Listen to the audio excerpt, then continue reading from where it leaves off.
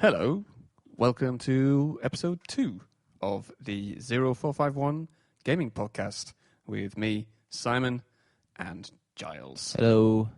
It's episode 2. Episode 2? What's gone on? Didn't think we'd make it this far.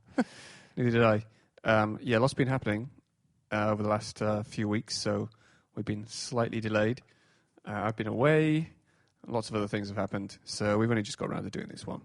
But hopefully it'll be more frequent in the future. So we should probably make a point about it. Are we aiming for weekly now? Now that the infrastructure is a bit more in place? I think we'll be. So that's a promise. Wait, no, it's not. Bear in mind the last time we promised fortnightly, and that was a month ago. Yeah. So. Yeah. No, it's fine. Weekly. Yeah. And a lot has been happening in the gaming world. Oh my God, it's ridiculous. The last month or so. And it's going to happen in the next month or so. And it's coming up to Christmas now. It feels like fucking everyone's gearing up for Christmas. Santa's in shop windows. It's just... Well, Halloween hasn't even... Yeah. It's ridiculous. But we're going to get into the news later, I believe. Yes. Because for now, we're going to talk about what we've been playing over the last month. Yeah. Which is actually... Well, for me, it's quite a lot. I don't know about you. What have you been playing? Yeah. So I think I've got 6 platinum trophies since the last time we recorded one of these. Holy shit! Which is high even for me. So I was super hype about Assassin's Creed Odyssey coming out. Big Assassin's Creed fan. Enjoyed Origins last year. So I decided to go back and maybe, I think I platinumed 2 older Assassin's Creed games with Unity and Syndicate that I just hadn't gotten around to platinuming. And then I platinumed Origins and 100%ed all of its DLC in readiness for Odyssey. So there was all of that. And then I believe the last time we spoke, I was intending on buying Tomb Raider, Shadow of the Tomb Raider. Yeah, which I did buy and also platinumed in the time since we last spoke. And then now I've moved on to Dragon Quest XI, which is phenomenal. Oh, okay. Super enjoying that. I didn't realise you started that. Yeah, JRPG nerd. Yeah. And I'm also playing Assassin's Creed Odyssey, which I'll go into a little more in a second. And also... The World Ends With You has come out today, so I'm sure I'll pick that up. And then, Red Dead's impending and everything else.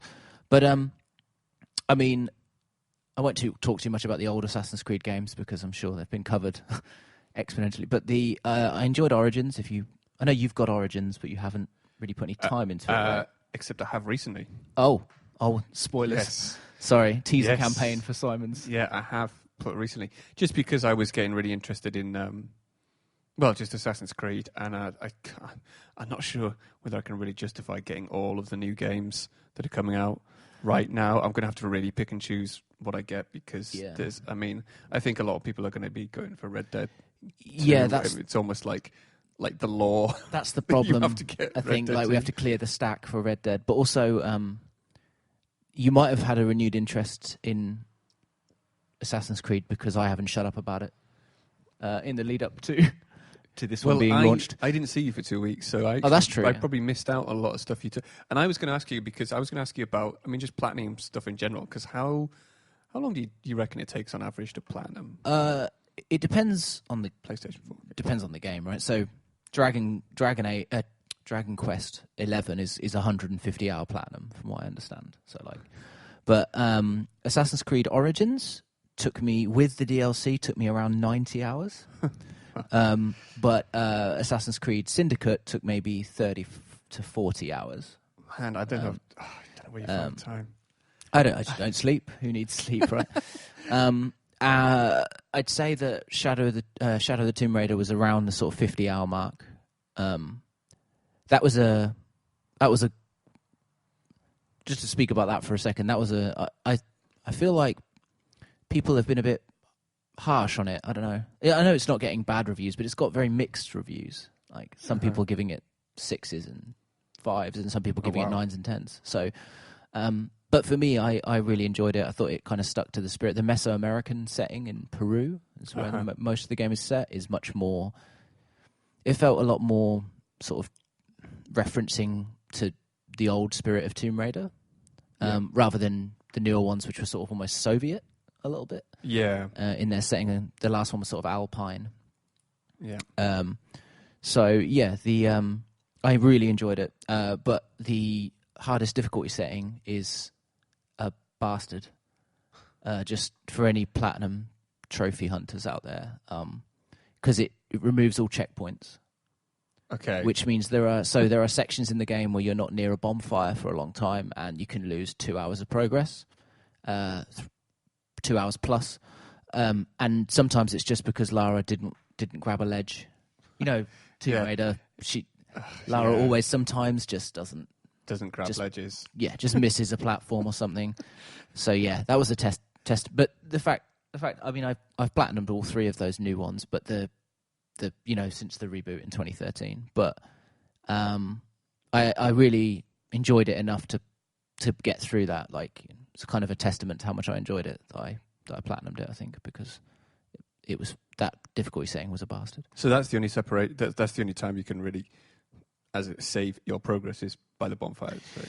Yeah, you save. So you can only save by bonfires, and also you have to craft. Like, but the bonfire locations are in the same place, but they require crafting ingredients for you to craft. So you have to craft bonfires out of wood. Oh. So there's an added thing there, but it's not so bad. In the more villagey areas, there's bonfires everywhere, and also if you do it in New Game Plus, which is the way I did it, you can just basically go straight for the story and ignore all the side missions, which makes it easier because you've carried over all your experience and stuff from the previous playthrough, so you can ignore side quests. Yeah. So that does make it easier, but there's sections in between the villages and the settlements where it's like a long scripted section. You know, you'll be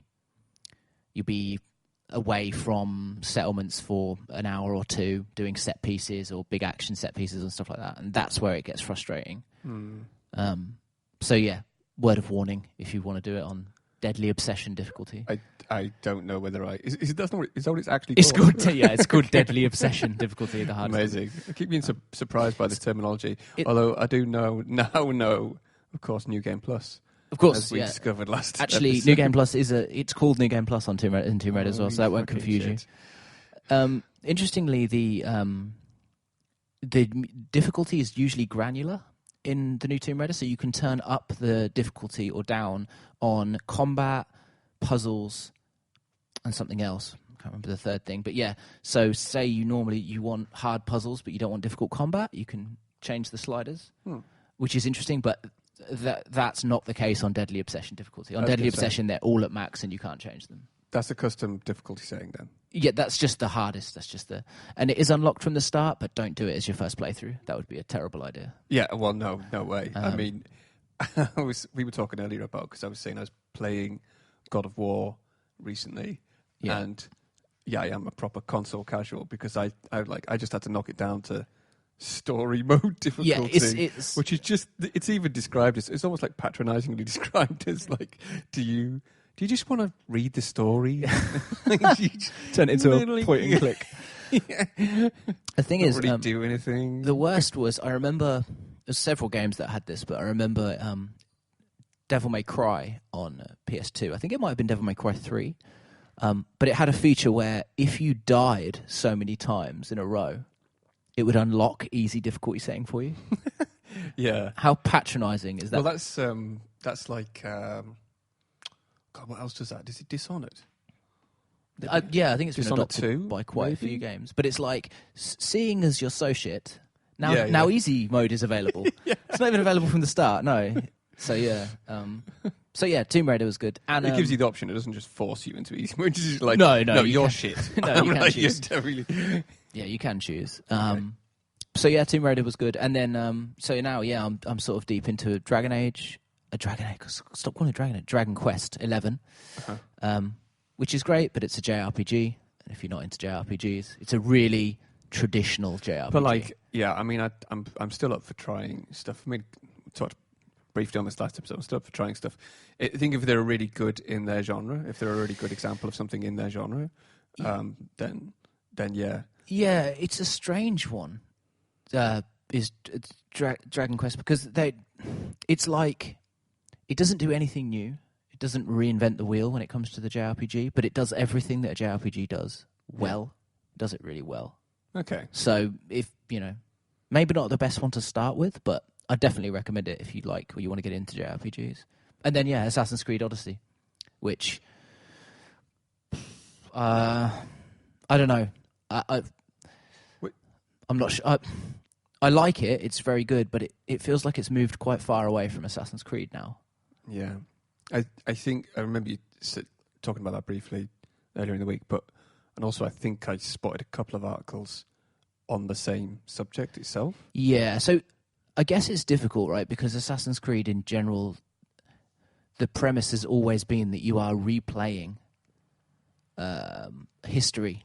Yeah. You are re-experiencing events that have happened. So putting a lot of choice in there, which is what they've done, like, opening up the game in terms of dynamic story and different endings and stuff, seems to sort of go against the grain for what they originally designed Assassin's Creed to be a little bit. Yeah. It sort of feels like The Witcher 3 now. Right. The Witcher 3 in ancient Greece. But it's but is it still good? Oh yeah. It looks great. It plays well. It's huge. It's so big. In fact, I can't really speak. I don't want to speak too authoritatively on it because I've been playing it for about 12 hours and I don't feel that's nearly long enough to give any kind of verdict. Because while initially it feels different to Assassin's Creed, what Assassin's Creed normally feels like, it doesn't feel bad. I'm just adjusting, and it's so long and so large. I don't know. I think that I'm going to have to put 50 or 60 hours into it minimum before I have a concrete opinion on it. But I'd definitely say it's not bad. It's just different. It's got they've brought back ship combat. Yes. Which is supposed to be pretty good. And it's supposed to be reminiscent of Assassin's Creed Black Flag as it is. Yes. Is it as good as Black Flag? I prefer the ship combat in Black Flag, but only because I think that I like the heavier duty weapons. But actually, in terms of like free flowing combat and stuff, the technology is better now. So, because if I went back and played Black Flag now, I'd probably feel the difference a little bit. But the ship combat is super fun, and the inclusion of sailing, because there's a few ship combat sections in Origins, right? But they're like you kind of cut away to them and then you cut back. It's not like Bayek has his own ship like you do in Odyssey. So that's kind of cool. It's weird in terms of narrative. I'd say that Origins starts a little bit too fast. Assassin's Creed Origins, like, I don't know if you found this, but at the start of Assassin's Creed Origins, I was like, "What the fuck is going on? What have I missed something?" It was kind of dramatic, but also slightly confusing, slightly baffling, right? Yeah. And I would say that Odyssey starts a little bit too slow, right? So, like, in terms of like as is sometimes the case with Ubisoft, there's sort of a tutorial island where you kind of spend the first 5 or 6 hours. Far Cry 5, yeah. And so, I think that it's a little bit. It starts a little slow, for me, but I think that's a really small criticism because the game's going to be. I mean, you've seen the DLC roadmap and how big the game is, and so it's going to be 200 hours, I think, by the time I've done everything. How do you think it stacks up against Origins in general?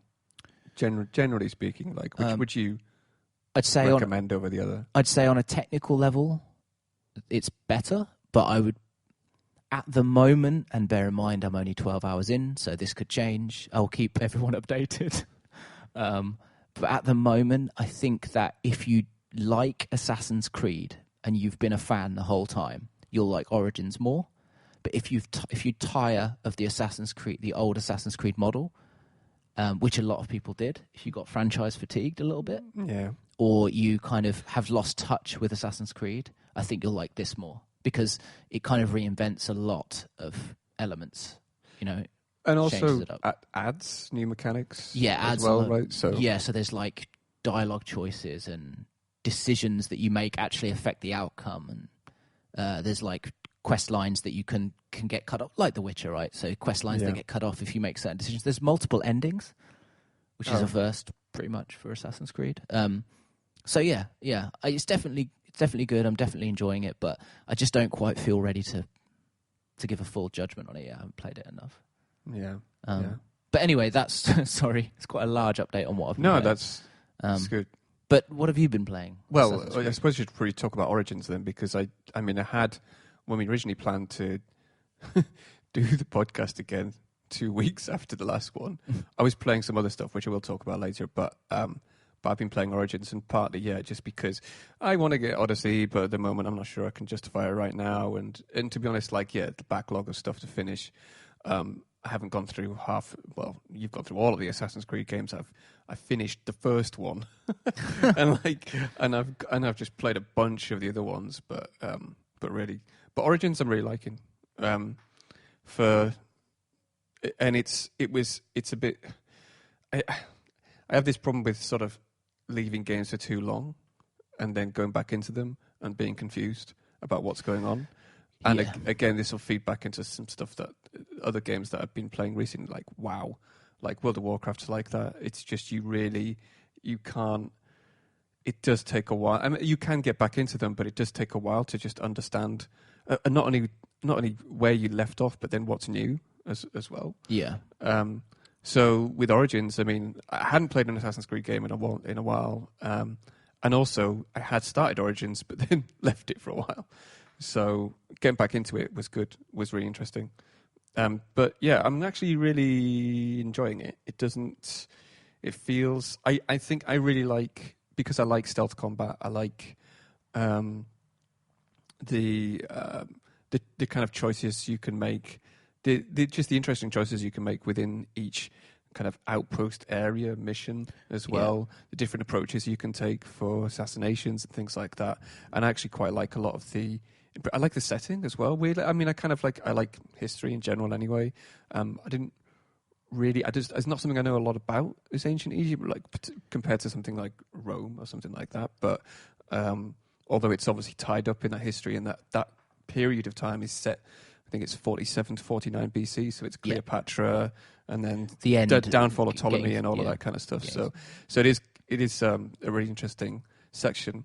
But the stuff I found interesting, I suppose, or the stuff I found different at least, is just the more RPG that it's gone, the leveling system especially. And initially, I was a little bit critical. Like, I've heard a few other people be critical about the way that you're kind of gated out of the main quest, but also gated out of even some other assassinations because you're too low level. Yeah. It was a little bit odd to me that I did a bunch of a couple of main quests, and then suddenly the next main quest I'm too low level for, and then I'm like, okay, well, I'm going to have to. My basic knowledge of RPGs tells me that I should go and do a bunch of side quests to level up. I don't think that's massively intuitive for someone who's never gone to RPGs before. And it kind of grated on me a little bit. I think also the way that in even some side quests or just areas you come across, I was like, oh, that's interesting. And you go into an area and it's got a little dynamic mission for you to do, right? Yeah. So loot 2 things, kill a captain, every area has kill a guy. And you're like, well, he's too low level for me. And also that I couldn't do a drop-down assassination on him because it would only damage him a little bit because I was too low level. Yeah. Whereas if I was leveled up, if I was at a similar level to him or higher, obviously, I could just insta-kill assassinate him. And it's kind of jarring because there's this whole premise around the idea that those games revolve around this almost like that move, right? That jump, drop, kill move of the hidden blade being a one-shot kill. And you being more powerful. Yeah, the power fantasy. Yeah, right? Yeah. Having said that, I did realise later on, as I was just kind of exploring the game, that it does have some interesting systems in it that I don't think, again, don't think I've played some of the more recent ones. Syndicate, for example, a little bit, but not that much, where you've got not only perks, but also gear upgrades that are independent of your level. So, to an extent, I think that just require resources to craft, for example, an upgrade to your blade hand thing. Yeah. So it's a bit weird because Odyssey brings in loot. Not Odyssey. Origins brought in loot, which is continued in Odyssey even more so. Yeah. So normally it's just craft upgrades, right? Yeah. Which is still there in Origins, because you've got several things like your hidden blade. You can still upgrade. Hidden blade, craft. But that is weird. I think the loot stuff works, but like you say, it's a bit of a maybe finding their feet a little bit. Well, I think what I actually realised was that those gear upgrades help to mitigate the fact that you may be too low level for a particular encounter or a particular assassination, because they're not, as far as I know, they're not tied to your level. So, as far as I know, you can gear upgrade. Yeah, you could max out your blade damage by upgrading it, and you don't. It doesn't have to have a level requirement. No, in it? So you might require some resources that require you to kill high level creatures. Right. Yes. So it will probably be tied to it in the end, but. I think there's a level scaling option that you can turn on in the difficulty in the options. There is, and I don't know how that changed because I didn't touch it, so I don't know how. Well, that one of the other things, I was going to mention about that. There's a really cool custom difficulty setting through the Animus control panel, which I assume is carried on to Odyssey as well, because you mentioned something about. I think you mentioned something about that. Maybe. Yeah. So it's kind of like in the same way that I don't know. It just reminds me of things like the custom difficulty modes in GoldenEye, the 007 mode, where you could adjust the damage you do, adjust the damage you take as percentages, and like the way stealth works and all that kind of stuff, which is cool. It's obviously, it's not, I think you get locked out of achievements and stuff like that, because otherwise it'd be essentially cheating, but cool to kind of experiment with that stuff. So it's got like a lot of scope to it. So interestingly, actually, I forgot to mention about Odyssey. It has a new... So after you pick your difficulty, it has a new exploration mode. So... Origins had that as well, didn't they? With the museum... Oh, no. So not the history tour mode, okay. Which I also got all the trophies for. I was very educational. Anyway, no, they've got... So when you start the game, you pick your difficulty, and then after you've picked your difficulty, the game says to you, would you like... to play in, I think it's called exploration mode, which is actually the way that it even says in the opening, this is the way that Assassin's Creed Odyssey is supposed to be played. Like, this is the way it was intended to be played by design. But that's not the main way so that's the option I think they want you to pick. Or you can have a more traditional option, which is, again, I've forgotten the name, but basically if you pick the traditional option, it plays like Odyssey or like every other Assassin's Creed. So you get a mission and it will give you a waypoint marker and you'll go there and you'll complete the mission, like as normal, right? If you have exploration mode on, which is the default mode, it doesn't tell you when you get a new mission, you don't get a marker as to where that is. Okay. You have to speak to people for information and use your map to find roughly where it is on the map and explore to get there. And then when you explore the right area, you can use your eagle to locate the actual target. It just reminds me, I saw a tweet from someone recently. Do you know about these features of a similar kind of feature, but it's like kind of on the fly in Red Dead Redemption 2, where you can turn off the mini-map, and when you turn off the mini-map, I think marker, obviously there's no mini-maps or markers on the mini-map. I don't think there are markers on any kind of compass, but when you ask someone for is it some kind of task, something to do, then they point you in the right direction and tell you directions of where to go. Yeah, like, so it feels more organic, more real. I heard more about immersive, this, right? But then I also heard some people debunking that. Okay. As well, but I don't know because the game is I think it was only recently hit 3-hour preview for people. You can play preview for 3 hours. I think that's not something we'll actually know the full extent of. But yeah, it's essentially the same idea, but probably implemented better by Red Dead.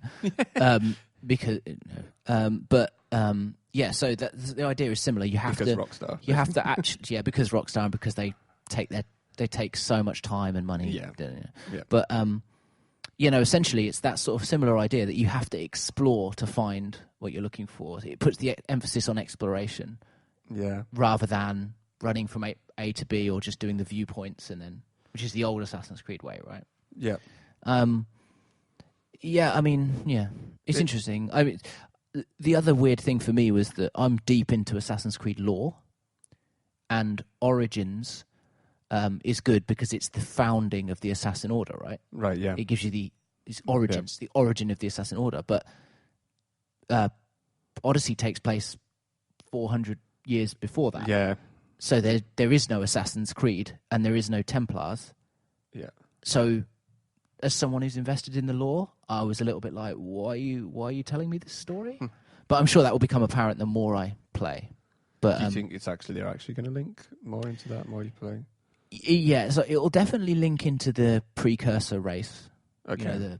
With the artifacts and stuff, they're still around, obviously. But it just surprised me. It was just a strange... I don't know, it wasn't the choice I expected because, the Origins, I thought this was going to be the start of the Assassin's Creed timeline. Yeah. But interesting, it's still holding my attention, so my assumption is that it will link in.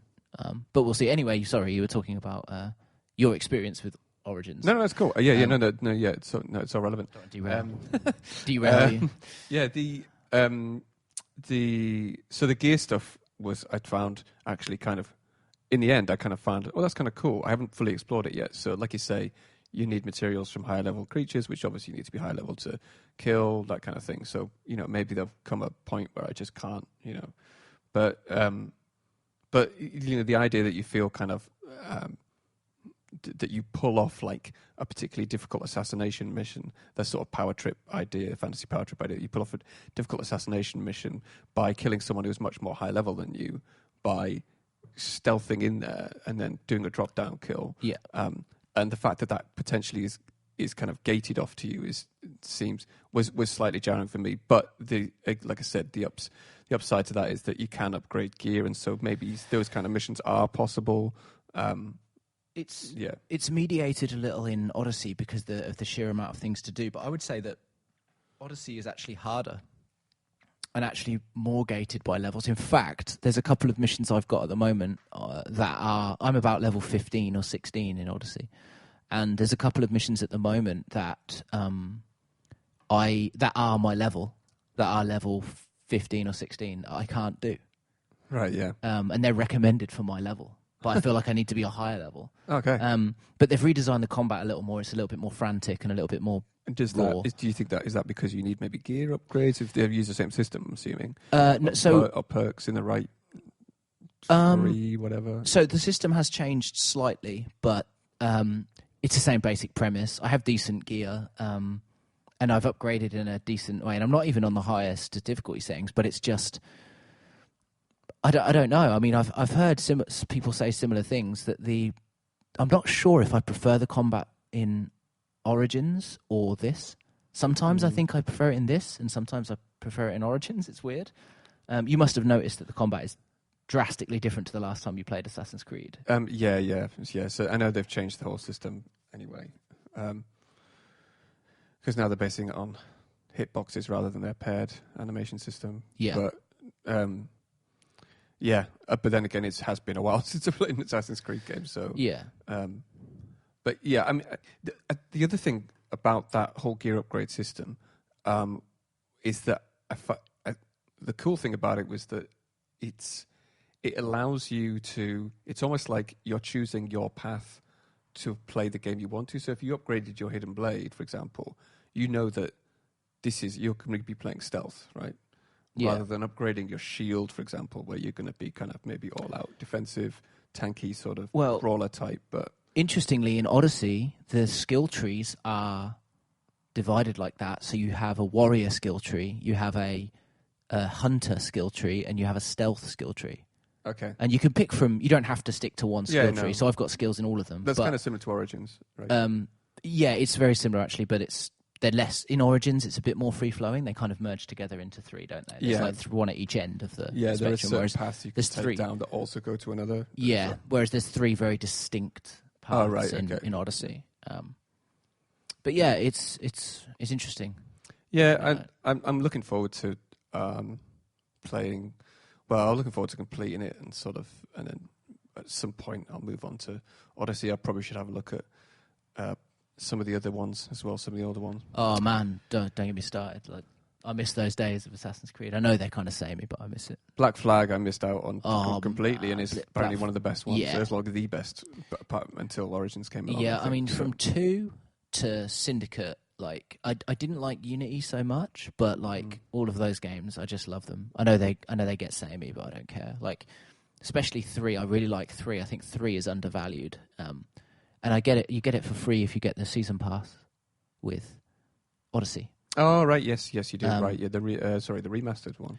Yeah, so I think it's out in March, and you get the remaster of 3 with all the DLC included, and you also apparently get a remastered version of Liberation, which was the originally Vita exclusive Assassin's Creed game that eventually came to PS3 as a HD edition. You get that as well for free. Wow, it was on Vita and then came to PS3 as a HD edition. Yeah, they just redo all of their models and textures. And, yeah. I mean, it actually looks quite good on PS3, but it ran a bit. Like the frame rate was a bit poor in places, but I mean, the PS3's architecture was notorious for being difficult to port to and things like that. Yeah. But yeah, one of the reasons I bought the Gold Edition, I mean, firstly was the amount of DLC that seems to be in the season pass for Odyssey, but the other reason was Assassin's Creed 3. Any excuse to play that game again, so. It seems like they've been going pretty strong with this series as well. Actually, I'm surprised because I thought maybe it's going to be a bit of a flop because just like the franchise has been going on for so long. But I don't know. I think they garnered a lot of support by taking a break 2 years ago, and I think that it was they're taking a break in 2019. Okay, so there's not going to be one in 2019, from what I understand. Yeah. So I think that's good as well. I think you see a resurgence of like some popular franchises that maybe have sort of got a bit stale in the past. I think Call of Duty Black Ops 4 that came out today, in fact. Oh, shit. Yeah. I forgot about that. Which it's actually one of the first Call of Duty games I'm actually pretty excited about in a long time just because, and it doesn't even have single player, but yeah. And it's Black Ops, I'm normally a fan of the Infinity Ward games, but I haven't bought one since 3. And 3, I didn't really like that Modern much. Warfare Modern 3. Warfare 3, sorry, yeah. But just because they the blackout mode, they've actually got really good battle royale game mode. It looks great, and the zombie mad bonkers. Yeah, it's great. But the other thing I've been playing actually is Frozen Synapse 2, which came out 3-4 weeks ago, I think. PC Frozen Synapse. PC gaming. Have you played the original Frozen Synapse? I played it a tiny little bit, but bear in mind, PC is not my normal area of because it's PC exclusive, right? I don't think about anything else. As far as I know, at least for now. So I haven't put too much. I'm aware of it. I actually, to be honest, I say I've been playing it. I haven't actually put a lot of time into it, but I've been kind of playing similar games because. I think Frozen Synapse. So for people who don't know Frozen Synapse, because it's an indie game. It's not exactly, particularly well known, and its genre isn't really particularly well known because it was kind of fresh at the time. So it's what they called a plan and go system, which is kind of a cross between. It's like a real time version of XCOM, if you can imagine that. Yeah. Where you take turns, you have a planning turn, and then you have a real-time turn. During the planning turn, both sides plan, and then you hit the prime button, and then you watch the whole thing play out. So you kind of got to guess where the enemy's going to move to. So it's like top-down, sort of like teams of units you control in a sort of from a perspective or third person perspective viewpoint, sort of like the old sort of isometric style games, and so you set up a sort of a list of actions for each of your soldiers to perform. So run to this waypoint and then aim this way, and then run to that cover and then aim that way and jump over that thing. Then maybe if you see an enemy, focus on or just stay where you are. And like, because if you stay still, then you've better chance of hitting the guy rather than trying to hit him while you're running, for example. But you don't know where he's going to move, if he's going to come around a corner and that kind of thing. So it's all like really interesting. And it's one of those games where this is, I mean, both the sequel and the original. One of those games that, have you ever had like a idea for a game and you thought, oh, this is really my thing. This is what if I was going to make a game, this is the kind of thing I would really want to make, because you've been inspired by something else, but you want to make something like that, but kind of slightly different. And then 6 months later, someone brings out that game. Yeah, like, that happens to me all the time. Fucking balls. And then for me, that was Frozen Synapse, the original Frozen Synapse. So I was like, fuck. But it was one of the first games of its time to use this sort of like. It's not. I mean, it's got shades of obviously the turn-based tactics games like, you know, Fallout and those the original Fallouts and that kind of thing. Which again, I think I mentioned last week. I'm talking about something similar. But the difference that it has a sort of real-time phase to it. So I was kind of inspired by stuff like the original Jagged Alliance games, Jagged Alliance 1 and 2, that were turn-based tactics games. And I thought it'd be great if you could have just, you know, like a real-time system for this, because I like the tactics of like positioning people in the right place and taking careful shots rather than, you know, as opposed to taking automatic hip fire shots and that kind of thing, and using the right equipment and all that kind of stuff. And I thought it'd be great if you had a game like that. I'd love to make a game like that. And then, you know, Frozen Synapse came out 6 months later, which kind of shit. But it's the original Frozen Synapse was, I feel like, quite a clean version of that idea. 2 has taken it further with a fully integrated sort of campaign mode. It has the original skirmish mode, which actually wasn't in the original release for Frozen Synapse 2, but they had to patch it in later. And it's got, of course, classic multiplayer mode, which is also pretty interesting as well. So, but I'm not so sure. As time's gone on, I think there have been a couple of other titles that do it. Well, at least one other title that I know of that does that idea slightly better, I think, than Frozen Synapse 2, and that's Door Kickers, which is a game available on mobile as well as Steam.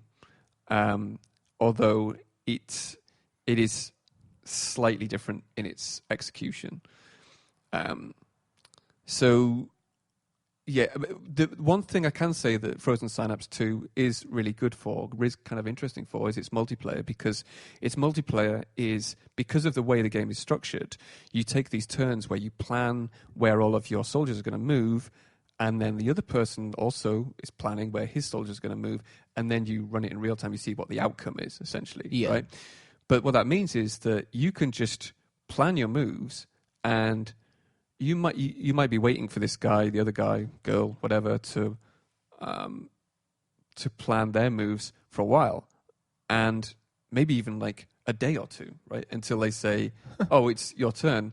But that's okay, because you don't have to keep the game open or anything, right? You can just close the whole game down, reopen it again, and it's like, "Oh, it's your turn, by the way." I think you can get email notifications on it as well. So it's almost like the whole play by email thing, right? It's like, but that works quite kind of well, especially if you've got limited time, and you can just queue up a bunch of multiplayer games, right? You can just like, I'm going to start that one. Okay, I've done my planning phase on that one. Okay, quit out, whatever.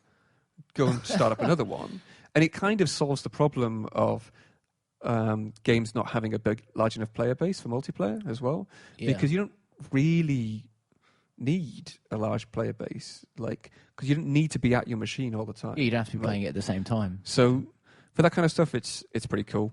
It's got a few bugs in it at the moment. There's a few problems, but it's well implemented.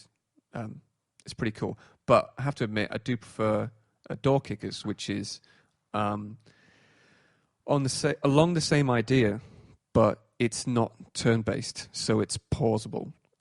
So it's kind of like a real-time, top-down, 2D kind of tactics game that's played in real time, and you kind of play the role of directing a kind of FBI SWAT group into these various locations, like got hundreds of missions that you can do.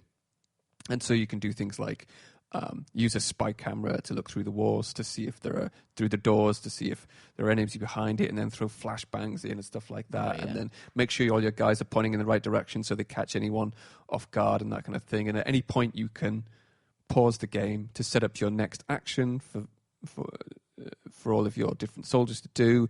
But then you can also queue up actions to plan. So you could actually do an entire one plan if you kind of could guess how the situation is going to go if you played the mission before, queue all of that stuff up, and then just let it play, right? Yeah. Let it roll.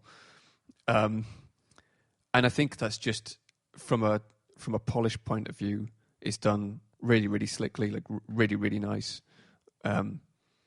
It's it's weirdly themed though, in that you play as this FBI SWAT team, but most of the missions involved you just brutally murdering everybody, right? Like just fucking gunning everyone down. Like it's not like, and it feels like a game that would have been more suited if the team or the theme itself of the game was based on like special forces, or like a mercenary Afghanistan, group, or a mercenary group, like which is Jagged Alliance, right? It's about mercenaries.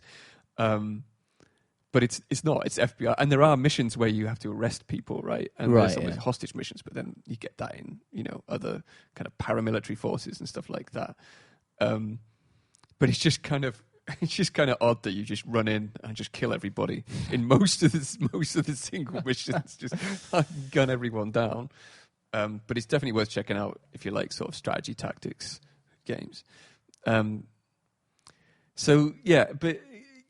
Frozen Synapse is kind of like is set differently. It's set sort of near future, kind of dystopian, neon. It gets around because I think partly probably because it's an indie game. They get around having to do a lot of art by just doing a lot of kind of really simple neon, glowing lines and buildings represented by kind of big. Geometric shapes and things like that, and layouts and stuff. So it enables them to sort of produce stuff without having too many people on board as well, and also fits the theme as well. That's not a criticism, really. It's kind of cool. It's kind of like almost like a Blade Runner style setting and theme to it as well. Yeah. So we've been playing those kinds of games again. I really wish someone would bring out a good Jagged Alliance game that has that kind of system, because there was a Jagged Alliance game with that. You don't know Jagged Alliance series, do you? I'm not no. When was the last Jagged Alliance game? It was Jagged Alliance Back in Action, which did use a plan and go system like Frozen Synapse and like Door Kickers, but it was. I mean, the company that originally made the first two Jagged Alliances are long gone now. So yeah, who owns the THQ Nordic? I don't know. It was always like. Originally, it was like Surtech or something. Are you sure it's not THQ Nordic? Let's be honest. Oh, it might. Oh, who knows? I They're can't buying remember. up every IP. Yeah, I can't remember, but it was. Yeah, that was the game where I really wish they'd do a kind of plan and go system. Now, that's not the people who are Jagged Alliance fans would probably balk at that actually, because they probably like the turn-based system that it already had in there, which is similar to XCOM. Yeah. But I like it. Just the Jagged Alliance Back in Action, the one that came out last in the Jagged Alliance series, did use that system, but it just wasn't. It just wasn't very good. It just wasn't. It was poorly. The AI was pretty lackluster. The just getting your troops to do the right thing that you wanted them kind to of fundamental. do. Like you wanted them to be in the right place at the right time and facing the right way. And I think it's partly stems from the fact that they'd never used a grid system in this one, so it was completely fluid, open movement area where any of the AI and any of the players themselves or your sort of team could move to, and it just caused a bunch of issues and problems. And and just some of but I still actually put so many hours into that game because I still loved what Jagged Alliance gives you, Jagged Alliance 1 and 2, which is essentially a huge island. Right? You set up a team of mercenaries, you get dropped onto this huge island that's split into lots of different sectors, and you just have a goal at the other end of the island, right? Kill the queen. Literally. There's Queen Dedrana, right? Kill the queen in the fortress at the other end of the island. Do whatever you want, right? And clear. You can clear every single sector on the island before you go kill a queen if you want to. You can go straight for it. You can build up money by capturing a mine. You can then use that money to order in new weapons from the online weapons shop. You can recruit various people to your cause. You can recruit. Well, they've changed the mechanics over the various games, but in 2 you could recruit militia in the local area to defend sectors you've already liberated. Yeah. So it had this really open system that was just really cool to explore because you could just do that goal however you wanted, and it had this kind of it was bolstered by this kind of RPG-like mechanic where all your mercenaries have different traits and skills and characteristics that you would improve over time, like a normal RPG. You would loot weapons and that kind of thing. So I think that the freedom of it and the vastness of the space, this kind of playground you had essentially to play in was a big part of the appeal. But yes, I'm waiting for the perfect Jagged Alliance game. Basically, this is what I'm waiting for. Also, I was going to ask. You mentioned when we spoke briefly about it earlier today, but you've been back on World of Warcraft. I have. And have you been putting a lot of time into that? Have you I mean, so a little background for me. The last time I played World of Warcraft, and I never got to anywhere near end game. Was it Cataclysm? Right, yeah. So I can't even name all of the there's Mists of Pandaria. Mists of Pandaria, yeah. And then there's Legion. Yeah. Well, I don't even know. Warlords of Draenor, and yeah. So, I don't know what the hell's going on with that game anymore, but I know it's still heavily played, so... Well, it's so vast. I mean, it's like vast anyway. I've been back into it because I just always have an inkling to go back into it, and sometimes I'm disappointed when I go back into it. Sometimes I'm not. And in the same way that I was talking about, Assassin's Creed Origins earlier, and getting back into games that you haven't played for a long time, I feel like it's almost like there's a skill, there's a mindset you've got to get into before you start to appreciate stuff that you haven't played in a while. That's actually one really good thing about a slight tangent. That's one really good thing about Dragon Quest XI. So Dragon Quest XI is a very long, traditional JRPG, but whenever you load it up, you get a story so far on the loading screens, and it just summarizes everything that's happened so far. And it's designed for if you want to leave a long gap and go and play something else and then come back to it. And there's even an NPC in every area, generally, every main town area, that will explain what's going on. Yeah. So you don't have that. And the systems are intentionally deep but quite basic. So it means that coming back to them, you're like, oh, right, yeah. The same as every other Dragon Quest game. I know how this leveling system works. It's really basic.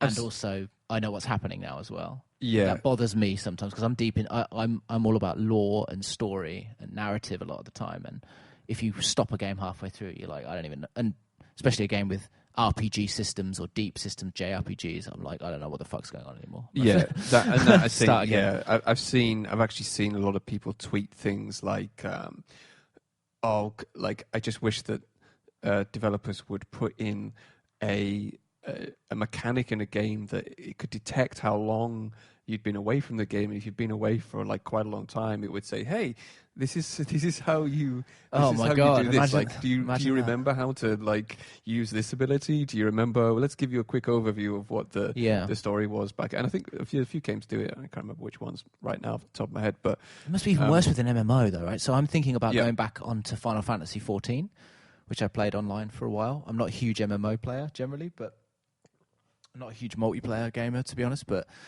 there's a lot of solo content in that, and I'm a huge Final Fantasy fan, but I'm going to be so lost. So I can't even imagine on World of Warcraft. Oh, it's crazy because, I mean, there was a point actually when I I think it was after Miss Pandaria, maybe, where I wanted to get back into it, didn't know a lot about it, and turns out there's this guy on YouTube who's a big streamer now, and he's probably like Twitch partner, whatever, Blizzard probably best buddies with him now, but a Dutch gamer called, his gamer tag is Nobble87, and I think he pretty much got famous through doing lore videos on YouTube. Nice. Of World of Warcraft, and he's got a video of like the history of World of Warcraft, of Azeroth, like, of a history of Azeroth, like right from the beginning, like a kind of Silmarillion-esque, the gods created the world type stuff, and like I love this. Runs you through it, and he runs through it at a sort of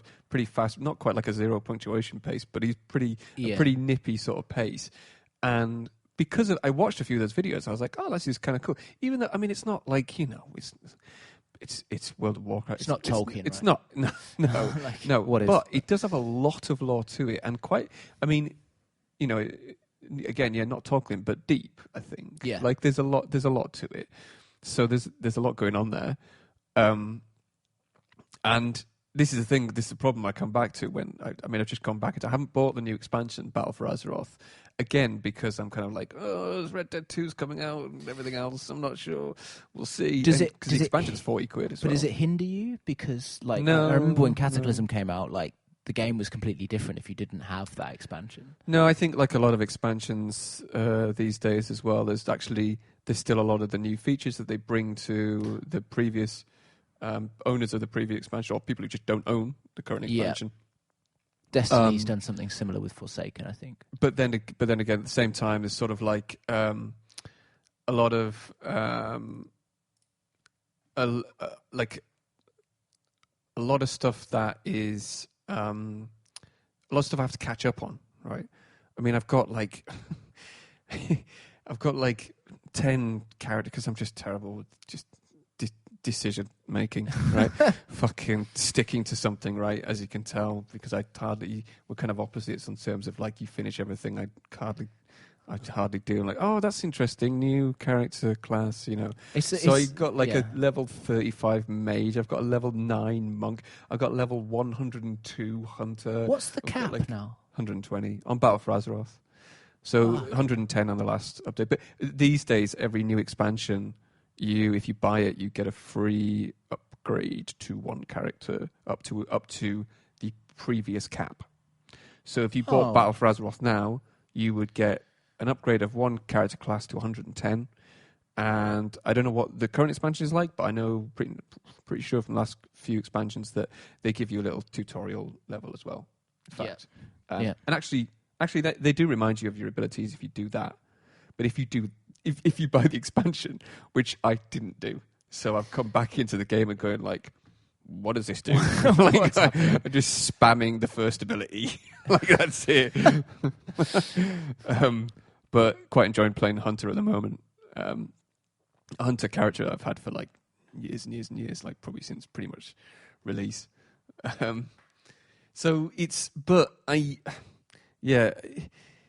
I'm starting to get the flow of it now. I'm starting to get into like the flow of.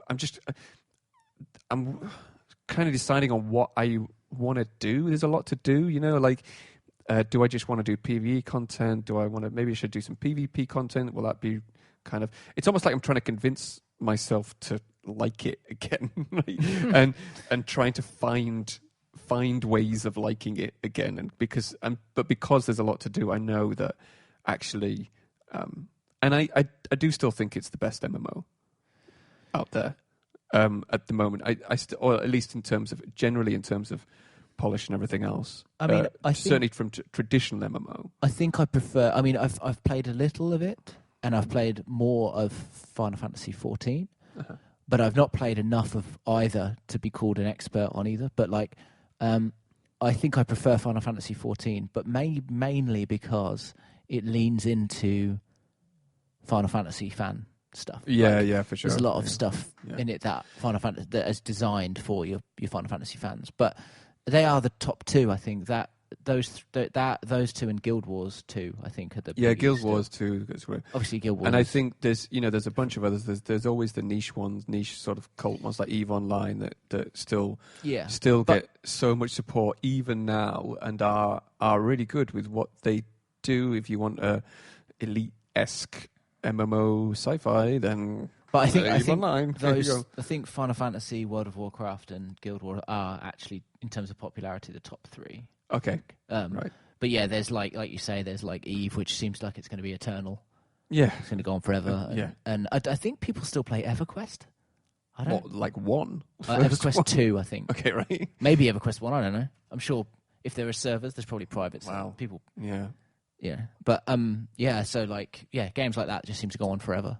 So they're bringing back, about the whole Nostarius server thing from World of Warcraft, maybe? No? Nope.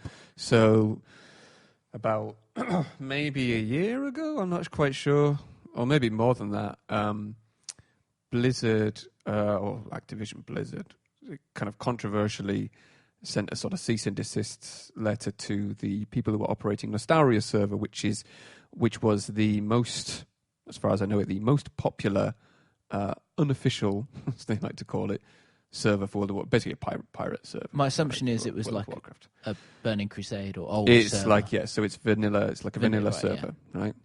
So, and the people who ran it were very passionate about the game. I think they ran it pretty well.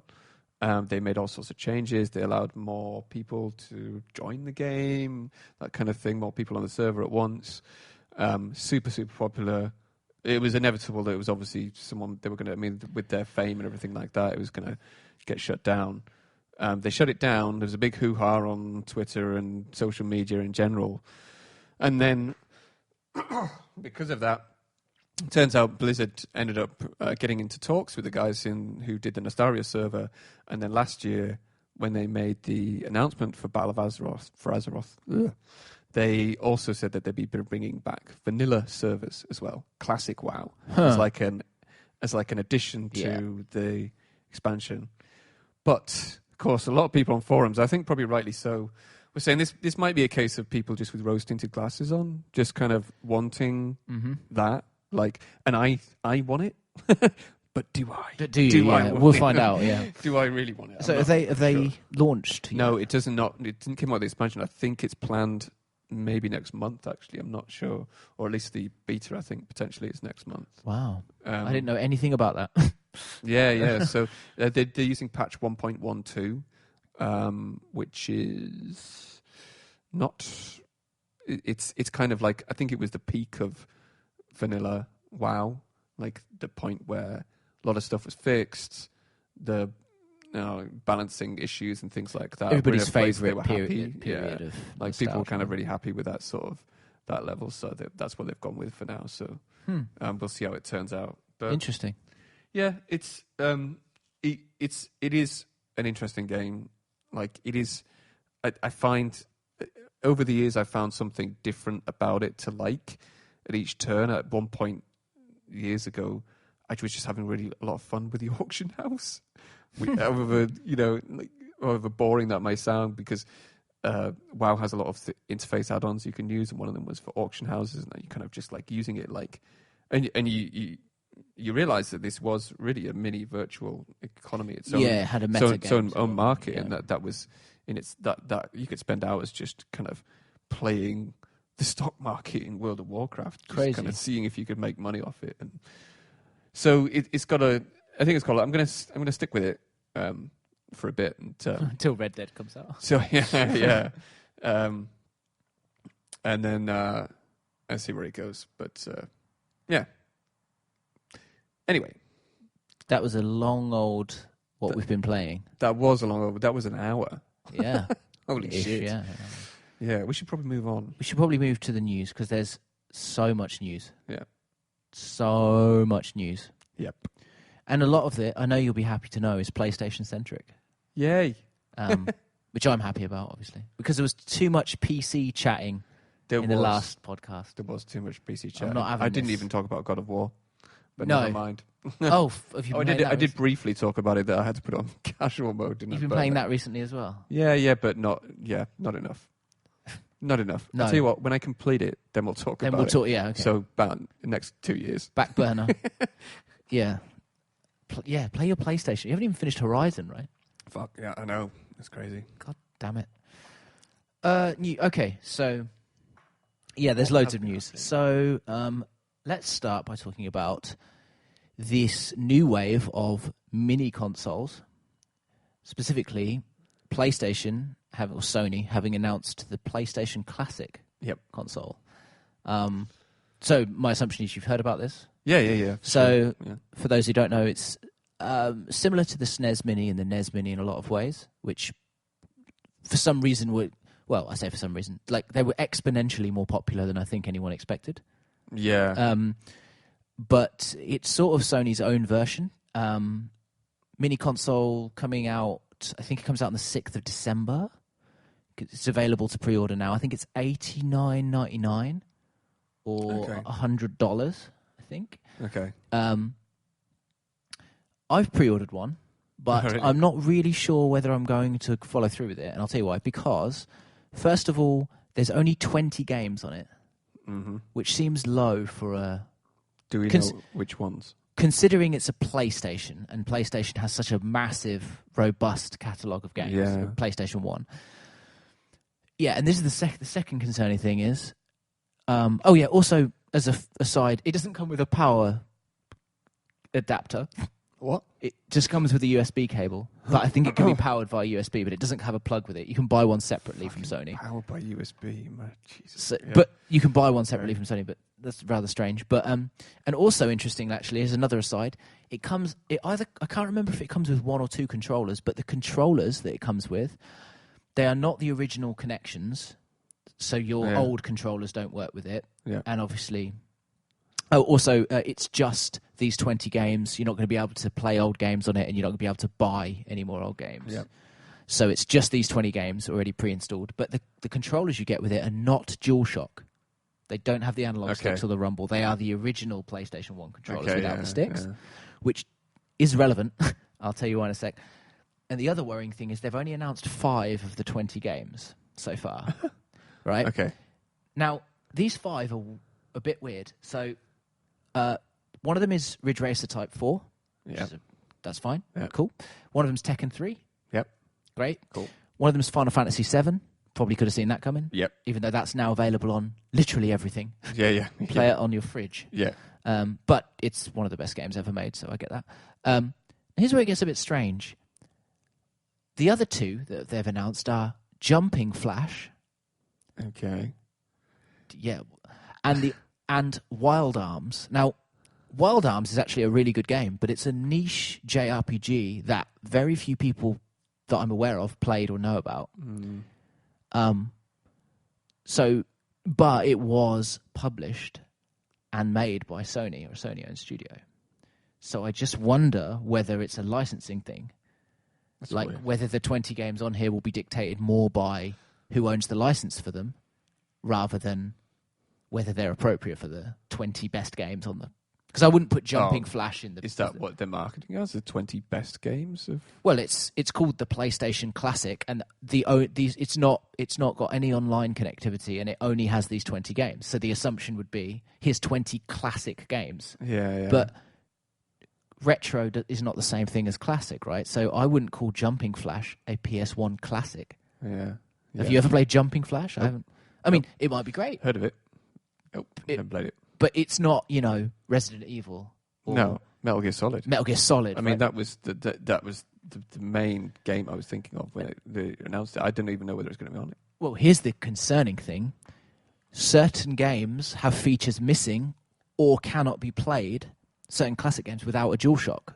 So, Metal Gear Solid, although it can be played, is missing features without the rumble and without the sticks. Yeah. Ape Escape can't even be played without the DualShock. Which means that Ape Escape can't be on there, right? Right, yeah. Because they're not giving you a DualShock or any way of getting a DualShock. Yeah. So, it's interesting.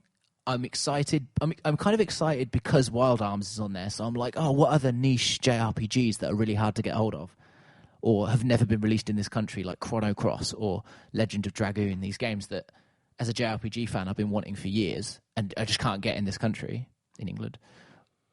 they might be on there. That would be kind of cool and exciting. But as like a PlayStation classic, I don't know. What do you think about? I mean, I know you're not the biggest.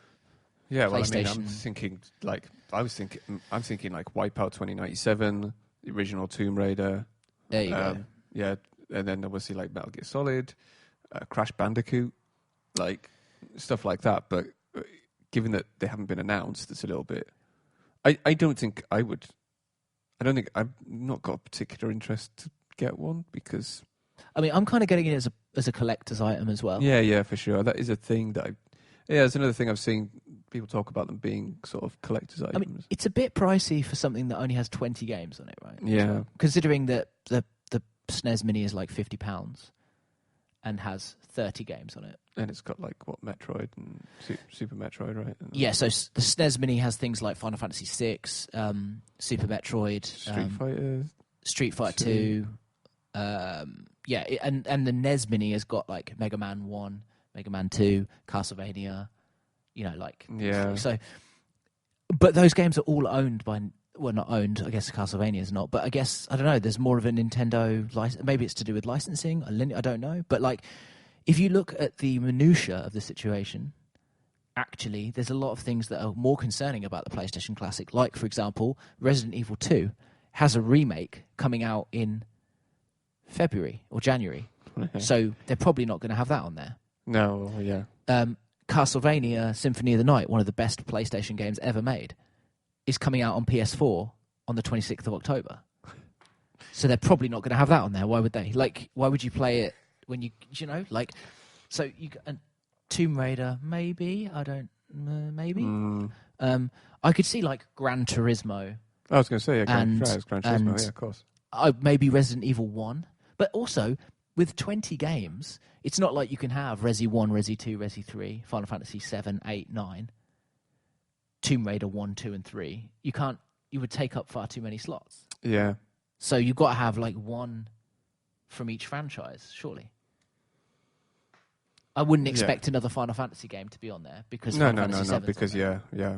So, I mean, I know, like there's it shouldn't really be an issue because they're CDs are like 650 meg, because this is different from the cartridge-based stuff or the stuff that's come before, where they could fit things like full motion video on, and so that made the the file sizes for games a lot bigger. So, but even so, by today's standards, I mean, sort of 650 meg, you're talking sort of 13 gig worth of games for 20 games, right? It's not actually that much in terms of like solid state drives these days and the pricing of them. So it shouldn't really be a case of space issue. No, I think it's got to be something to do with licensing or something like that. It's got to be. But I think it's a bit of a misstep because I think they could have actually got ahead of Nintendo by making it online aware and by saying you can pay for more games. Like linking it to the PlayStation Network and linking them to the PlayStation Classics that are already available. Games like Resident Evil 1, 2, and 3, Vagrant Story, you can buy them on PS3 online. I get the appeal of like, I think they're cool as gifts as well, especially like things like the mini NES, the mini SNES. Personally, I'd prefer it if they had an online store for retro games. Or if the PS4 was just backwards compatible. Yeah. How about that? But like... Yeah. I think I'd actually, or having said that, I would, well, both. Just because, like, I prefer having an online store because I know I don't have to worry about breaking a disc or that kind of stuff. But this is the thing, right? This is what I'm saying. So I think if they'd have released it at, like, PlayStation Classic, £100 or not $100, £90, 20 games pre-installed, connects to the PlayStation Network, and on the PlayStation Network, it connects you to a PS1 store on the PlayStation Network, and you can download new PS1 games. Maybe expandable memory, maybe not. Maybe it's just got limited memory capacity. And then so now, all of a sudden, you've got 20 games to start you off, but you can pay more, they earn more, It solves the backwards compatibility problem that a lot of people have got at the moment because Microsoft have backwards compatibility now and Sony still don't, although they are putting measures in place, which is one of our other items of news, I think. But yeah, anyway, I just wanted to kind of see what you thought about the I don't Classic. think I've never bought one actually, although I've been tempted. I think, I don't know. I think if I had kids, actually, I'd probably get them that. For Christmas. Is Start that a 'em good off Christmas kids present, right? I guess so. Maybe, and it's sort of like, but it's kind of, it would feel a bit like this sort of like old man trying to get his kids into the stuff he was into. In the past, it's like, here you go, Sonny Jim. What you should this do, is what Daddy used to play. What you should do is when you have a kid, when he's like actually sounded pretty creepy when I said it like that. When your kid is like, when he or she is like 3 or 4, so super young, you should get them a NES Mini and tell them that they're not having any Christmas dinner or playing with any of their other toys until they beat Ninja Gaiden. And then they'll starve to death. They'll either starve to death or you'll raise the best gamer in the world. And you want proof. You want to see them video finish. Evidence. Yeah. Get them to stream it. Yeah. That's what I would do. Wasting away. Terrible parent. So, yeah. But it'll be interesting, actually, in mid-November, I assume, getting towards the beginning of December, when they start announcing the other games that are going to be on this thing. I do think they're cool. Are the controllers, are they smaller? No. They're not? No, the controller's the same size. So are the is that the same for the NES and SNES? Yes, minis? yeah. And actually, the NES and SNES, you definitely get 2 controllers with each, but I can't remember if the PlayStation you get 2 or 1. I think you get 2. But. Yeah. So it's cool because, like, on the SNES Mini, you get, like, Mario Kart with 2 controllers. Yeah. And the NES Mini, Castlevania, I think there's 2 Castlevania games. I think it's 1 and 2. I don't think there's 3 on there for some reason. Mega Man 1 and 2. The original Zelda 2's on there. And then with the SNES Mini, Final Fantasy VI, one of the best JRPGs ever. Super Metroid. Ugh. Yeah. So there are those that I like the minis. I wouldn't have pre-ordered this if I didn't like it. I feel like there might be some potential missteps with the PlayStation Classic Mini because 20 games doesn't feel like enough, and of the 5 that they've announced, I'm confused by Jumping Flash, and I'm confused but pleasantly surprised by Wild Arms. So. I wonder what Nintendo would do with an N64 Mini. Oh, God, well. It'd be weird with the controllers, though. Like, you package the original controllers with it, because they're, kind of bulky. And I don't know if you've used a analog stick on one of those controllers recently. Dude, I actually, the first console I actually owned, despite the fact that I was 19 when I owned it, I bought it, You get the 99.98 bundle with GoldenEye. I don't think I bought it quite on release, but GoldenEye was the first game I bought for it. And they did a bundle for 99.98. I hammered the shit out of that game. It's probably it might be the console I've played the most, actually, the N64. I think I prefer Perfect Dark. A lot of people do. I don't. But I get that it wouldn't be anything without GoldenEye, right? GoldenEye is amazing. I prefer the simplicity of GoldenEye, personally. Yeah, but I get that. Yeah. I've got a special place in my heart for GoldenEye. Of course. Many hours spent multiplayer. You should play Superman 64. Probably the worst game ever made. Yes. Yes. Yeah, as a big Superman fan, that was a hard one to swallow. So yeah, PlayStation Classic could be interesting. But this ties in sort of to our next news snippet, which is that are you aware? Do you know about PlayStation Now? Do you know what this is? PlayStation Now? Yeah. So I don't know. PC gamer. I don't know what you know. So PlayStation Now, obviously, for those who don't know, is a service that's run on PlayStation 4s where you can stream games. And it has PlayStation 3 games and PlayStation 4 games on there now. And you can stream them instantly, assuming you have a good enough internet connection. You pay about, I know it's $12.99 a month. I don't know what it is in America. $15, $20, I'm guessing. I think it's probably, sounds like right, about the right conversion. So, yeah, it's interestingly, though, what they've recently done is they're now allowing for some games to be downloaded and played. Specifically, the PS4 titles that are on PlayStation Now. You can now download them. You don't have to stream them. Okay. Now, why this is interesting is it brings it in line with Game Pass a little bit more, which is Microsoft's initiative. So I don't know. They it wasn't like a big, huge announcement, but I just noticed it, and I just thought it was interesting that Sony Sony bought streaming service Gaikai. I don't know if you remember Gaikai. They were a game streaming company. They're like on live. Yeah, kind of. Yeah. Yeah. And they bought them in 2012. Oh wait, okay, right. So I've been utterly confused. I've realised now since you've been talking about PlayStation Now. I did say one. I thought you were talking about PlayStation Plus. What did I say? I said, do you know what it is? And I was like, yeah. And then in my head, I was like, do I? You're like, yeah. God. First of all, and then when you said streaming, I thought you meant player streaming. No. You mean game streaming? No, I mean game streaming. You mean so you can literally play the game. On live was. Yeah, basically exactly what online was. Which is what NVIDIA are starting a similar program. They are, and Google are doing it with Assassin's Creed. Oh yeah. Something about like playing it in a browser or something. In fact, they're doing it on a Switch with Resident Evil in Japan. Like the cloud edition of Resident Evil 7.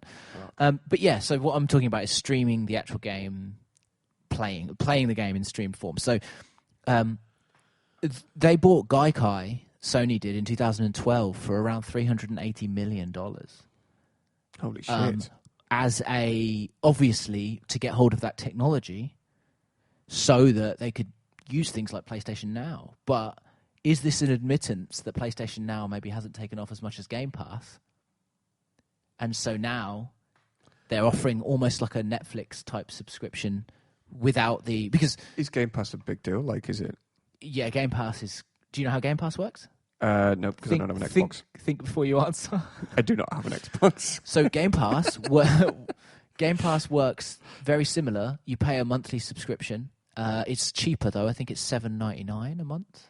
In pounds, I don't know how much it is in America, but it gives you access to a massive catalogue a bigger catalogue actually than PlayStation Now has of Xbox 360 and Xbox One titles. But instead of streaming the game, you download it to your console and can play it as much as you want. You have it. You basically own it until you stop paying the subscription. Mm-hmm. But what's interesting about Microsoft is every new Microsoft exclusive goes straight into Game Pass.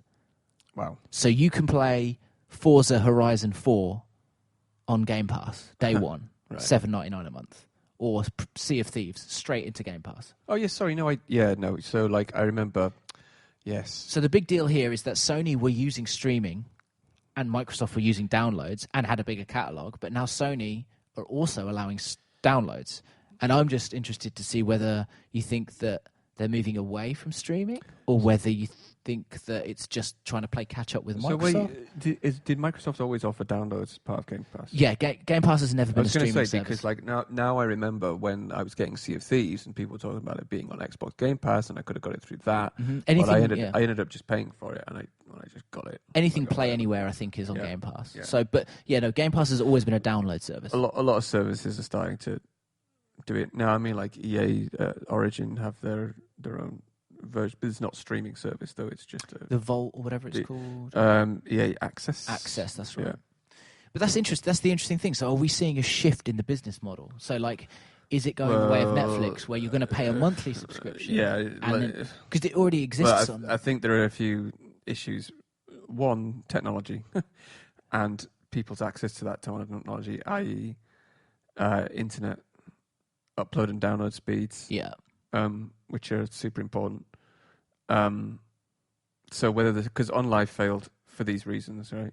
Like I had an OnLive box and it worked, but it's trying to stream across like just video at a shitty bit rate, like, and it just doesn't. It's like, why am I bothering with this? The internet infrastructure, especially in like some places, even in the United States and the rest of the world, but there are large areas of the United States which will be a big market area for this that just don't have broadband, don't have the internet speed to be able to do it. Yeah. But I'm just interested to see because now basically Microsoft have already pioneered that model. Microsoft now, if you own an Xbox One X and that was your main place for gaming, you can just buy a Game Pass.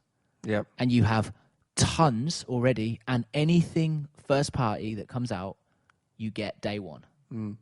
And that feels like, to me, Microsoft lining up for next gen. Yeah, I think it's well, for Microsoft, for console, I should say, it probably, I think it's easier because you're like in the same way that console game development is easier in terms of you're only designing for one piece of hardware rather than designing for multiple bits of hardware and multiple configurations of hardware like you do in PC gaming.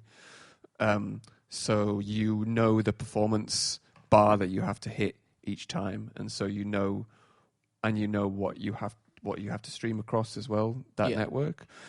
I think actually PC, it's more useful though for PC gamers because we don't want to particularly spend thousands and thousands of pounds always upgrading systems every year. Yeah. If you could just sit with a monitor and a keyboard and a good and then it becomes a game of like who's got the best monitor and keyboard and mouse, right? Yeah, Input and display. But I think that as the technology gets better and better, it's more and more viable. I certainly think that the technology, I think in the same way you see mobile phone technology get exponentially better in terms of like network speed and things like that. I think you probably see these like super fast internet speeds be able to like handle that amount of data. But I think there is going to be a key difference between, and a few concerns I have, especially for the PC market. Consoles, I think that's good. For the PC market, I have a few concerns about that. One is that people like fucking 144 frames a second at 4K, ultra details. They want to customize everything. Secondly, is just things like modding. It's not. Yeah. It's not. That kind of the open nature of being able to tinker around and fiddle with stuff and make new content for stuff is potentially not going to be there if publishers go really hard down that path. But that wouldn't be a problem if they went download. No, that's what I was saying. That's what I was about to say. Actually, is that it probably wouldn't be a problem. And I feel like there's not enough. I actually do think that today, and certainly in terms of modding, that games haven't really had in general as much support for modding as they used to, and the ones that do have it in a limited capacity. I think case in point really is kind of Doom 2016, which was a really good game. It tried to bring back the kind of like almost sort of open source model that made the original Doom such a kind of gave it such longevity, apart from the fact that it was a great game anyway. But they tried to bring that back with the whole like map editor, the snap map thing, which was good as an editor and intuitive and easy for people to use, but it didn't include the really open feature. You couldn't just go straight into there and tinker with Doom 2016 the way you like to. So those are my two main concerns: is basically performance and being able to. Just an interesting time. Play around with it. Yeah, just an interesting time. It's just interesting to see Sony making these changes, maybe based on what Microsoft's doing, and Microsoft clearly gearing up for next gen. Like, I think we can. Sony just announced. Where they announced that it was in development. In development, right? But PlayStation 5. I mean, we knew that anyway. But like everyone had guessed that, right? What's next? But like, I think what's happening is Microsoft are going to come out swinging, because it's quite obvious here that Microsoft, while the Xbox One X is a fine machine now, and it's got to a point where they've got to a decent point. They've lost this generation, this console generation. They lost. Sony have decimated all the competition by exponential amounts. I think the rough estimates, PlayStation 4 is fast approaching. It's over 80 million consoles sold. I think it's fast approaching 100 million consoles. Right? Microsoft don't release their hardware numbers, but you can work it out via. Next gen, so like other companies release the total number of next gen console sold, and you just subtract PlayStation from that amount, and so it puts Microsoft at around 40 million sold. So like 30 to 40 million, I think. So we're talking for like every one Xbox sold, two PS4s are sold. So, ish, right? And I don't know for definite. These numbers are very rough, but it's quite clear they kind of lost this generation. So, but if you count them out, I think you'd be crazy because the Game Pass is awesome. The Xbox One X is the most powerful home console you can buy. Mm-hmm. And they are buying up first-party developers like it's going out of business. Yeah, they need the games to support it. Because they don't have the IP, because they closed all their first-party studios. Yeah. But those games don't come quick, right? AAA games, 3, 4, 5 years to make. AAA first-party games. So I could see them buying up these studios now to really hit hard on their next-gen console. Yeah. And I wonder whether Sony will get complacent because they've won this console generation by such a degree. It seems like they seem to flip-flop, right, every generation in a way. Like last generation, I think Microsoft were on top with the 360 over the PS3. It's certainly a strong start anyway when they... Yeah, I think when all was said and done, it was a PlayStation 3 just outpaced Xbox 360 in terms of total sales. Yeah, but at the beginning, like, they it was were a getting fucking shit show. Yeah, yeah, it was. Yeah, the PlayStation 3 had one of the worst launches of any console I can remember. Yeah, it was fucking. I remember awful. it. I remember people who queued up in the London stores, and they were giving away Sony Bravia TVs, 42-inch Sony Bravia TV with every PlayStation purchased on the. Like as a surprise, nobody knew, right? People in the Oxford Street store in London. Wow.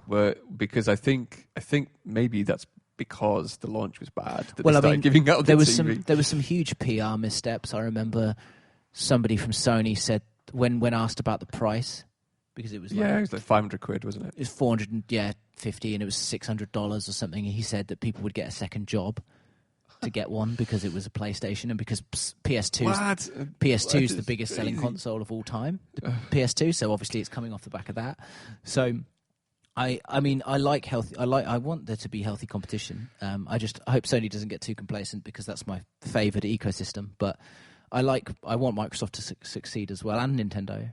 It's a healthier place for all of us. But I just think it's interesting what Microsoft are doing, kind of quietly planning these things, Game Pass and studios shit on the world.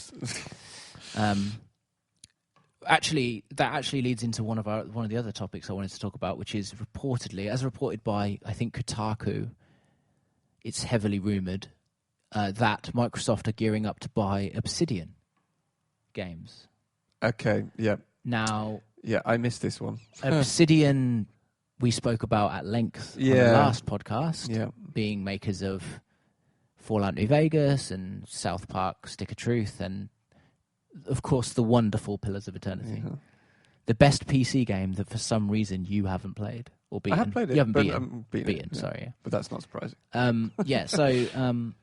does this strike you? Do you think that's a good acquisition? Do you think it's a good for Obsidian? What do you think their output will be like after? Probably. I think in a lot of these cases, it's called like they Obsidian are probably glad to keep the company stable by being under Microsoft, just like a lot of companies do when they, But I don't know. Well, I think so. Obsidian almost went under a few years ago. And they crowdfunded Pillars of Eternity, which basically put them back in the black. Yeah. But they were in trouble a few years ago. Yeah. Well, I hope it's good for them. I don't know what Microsoft plan to do with them, or how much free reign they're going to have, right? Well, how much autonomy. See, in the past, Microsoft have been known for setting up studios to make certain IP, right? So they set up 343 for Halo. They set up the Coalition for Gears of War. This Turn 10 is Forza. Yeah. But I feel like some of their new acquisitions they're just going to be like, make what you want, because that's what Sony does, and Sony's had massive success with first-party exactly, IP, right? You need to. You have to do that. So if you look at their other acquisitions, they bought Undead Labs, which are the guys that make State of Decay, Playground Games, who are the guys that recently did Forza Horizon, but they are also working on other stuff, I think. or the rumor is that they are. They bought Compulsion Games, which are the guys that made We Happy Few. Oh, yeah. They bought Ninja Theory, which was a big one. Yeah. And then if they were to buy Obsidian, you can kind of almost see, I don't think they're going to be like, okay, now we own you, Ninja Theory, make a Halo-themed game. Yeah, no. They're going to let them... I think that would be silly. I think whenever this happens with any games companies, for the sake of, like, it's just sensible to... Because these companies they made their fame and their money doing what they decided to do. They made the games that they wanted to make, and they really need as much autonomy and independence as I think they can be afforded, and not just for the sake of the company as a whole, but I think the staff there as well, just for like staff morale as well, really. Because I think if I was, if I got, bought out by Microsoft and then they just started saying, well, you're gonna, like I said, you're gonna make a new Halo, even though Halo's a great franchise, I'd be like, Yeah, I mean, it's difficult as well because I think that there's pluses and minuses to staying independent, because if you stay independent, you have complete autonomy over how your business is run and what games you make. But if you are bought by Microsoft, for example, you lose that a little, and there's the horror stories of, studios being shut down. It's no longer your say, right? yeah. Look what happened with Lionhead. Yeah, I mean, on the positive side, you might get to do work on a new franchise, or get to do a new project that you really want to do. Actually, that maybe some Microsoft has assigned you to.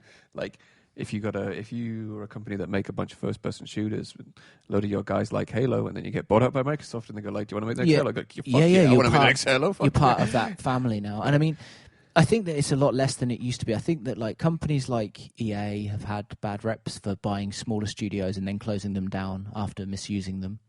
And I think that still does happen, not just with EA. But I feel like these acquisitions by Microsoft are not do our bidding and then we'll close you down. I think they are do what you want because we want good games on our console. Yeah, that's the most sensible we want good, course of solid action. new IP. Right? It doesn't make sense to do anything but that, I don't think, anyway, because that's how they made their name. Yeah. Really. Yeah, but it's an interesting acquisition anyway. Yeah. Well, we'll see what happens with them. Yeah, I mean, it hasn't. If it even happens here, we don't even know if it's true. But okay. Well, it's heavily rumored on Kotaku. But just an aside about Sony as well. Again, you probably won't care about this, but PSN name changes have finally been confirmed. Oh no, I have read about this. This is a big deal. Yeah, because I didn't realize it was. To be honest, I didn't realize it was a thing. You couldn't. You haven't been able to. There was no way, was there, of changing your name? Not even a paid service. Or... No, there still isn't currently, but it's going into beta soon. Is that going to be a paid service then? I don't know. My assumption will be I don't know. This is a complete assumption. I don't know. But what Microsoft did was, I think they gave you, or maybe they didn't, but I think the idea might be to give you one change for free. And then if you want to change it again after that, you have to pay. Okay. But I haven't heard anything about you having to pay. And I actually heard that you change your name and both of your names appear for a while, so that your friends know who you are still, because you've had the same name for so long. And then when you opt into one of those two names, there's no way to change it back. It's like having a maiden name. Like people on Facebook, I'm like, Brown, Nee, Walter. like you just got married to Microsoft, and now you change your name. Yeah, it's bizarre. Like it's also what you got to remember is, PlayStation 3 came out in 2007? Yeah, I think so. So 2008 maybe. So so if you were 15 in 2007, how old are you now? You're 20, you're almost 30, right? You're 27, 28. Yeah. Yeah, 27. 27. Whatever. You're in your late 20s. Like, so when you're 15, your name, your PSN 26 name, actually, but whatever. 26, whatever. Maths. It's the end of the week. I don't know. It's 11 years or I think 15. I'm hungry. 26. I think I'm hungry. I think I need some... Apparently we work in game development. I think I need some sort of food, some snack. Pringles or something. Do you know about Pringles? Right. tangent. Pringles. You know the guy on the Pringles tube? Yeah, the mustachioed. His man. name is Julius Pringles. That's true. You can look it up. You can take that to the bank. Someone like the fucking marketing department in at Pringles. I don't. Would it? What? Strangely, it's shrouded in mystery, like a lot of it. But yeah, it- his name is Julius Pringles with an. I love that it's pluralized. Pringles. Not Pringle. Pringles. It's Pringles. His So name's he's like- Julius Pringles. He's like a stack of himself. And yeah, and also the guy who invented the Pringles tube, that actual tube, right? You know, the tube that they're stored in. Yeah. He was cremated and buried in a Pringles tube. Like the fucking cheapest funeral ever. I went down a rabbit hole the other night on just looking up Pringles. I don't know why. I can't remember. Wait, okay, so I was like, I was eating Pringles and I was like, does this dude have a name on this Pringles pipe? Is it named? Is it the founder's name, Julius Pringles? No. No. Not only is it not the founder's name, the guy who was buried in the Pringles pipe is not called Pringles either. He's called something else. Okay. So So where does the name come from? there's several theories. Theories? Apparently. Theories, yeah. It Somebody goes must deep. know. Surely it's not that old, is it? Is Leave it? a comment Or is it? if you know where Julius Pringles got his name. It's not like Pringles since 1584. No, they're pretty old. But yeah, so yeah, his name's Julius Pringles. Plural. Pringles. Pringles, Wow. yeah. Holy shit. And that guy was, I love that guy was buried in a, and like, actually, there's an amazing quote. If you look at the like Wikipedia page or something, the people who buried him, they were like, we had some discussion over what flavour of tube to use, but we ended up just using original. Like, completely unironically. Fantastic. He didn't obviously leave anything in his will. Wait a minute. He must have done, though. Like, he must have, in his will, he must have been like, and my estate goes 20% to my son, 30% to my wife, and also I want to be buried in a Pringles. Honestly, right? From what I understand, and I'm going on YouTube, and I'm going on not on YouTube, on Wikipedia, and hearsay and what I could find on the internet. So obviously, More knowledge. take it with a pinch of salt. This might not be true, but from what I understand, from the minimal research I've done, Simon, he had expressed no wanton need to be buried in a Pringles pipe. But the people around him But obviously thought it would be they appropriate. cremated him, and they were like, "We need an urn," and we thought, you know what? Loads of these lying around. Yeah, I've just finished this pipe. Amazing, just amazing. Fuck. Pringles. Julius Pringles. Julius Pringles. He's like a Roman statesman. That should be the name of this episode. Yeah. Julius Pringles. Unless we get sued by Julius Pringle. Is he an entity? I don't know. Does he exist? He's just like a floating head as well, which is kind of disconcerting. Yeah. But on the advert, he eats a Pringle with his hand, and then his hand disappears and he's just a floating head again. What? So we're getting deep into Pringle's lore here. Okay. Yeah. So, I've never seen a guy. I've never seen him in human form. just his hand and his head. Just his hand. Yeah.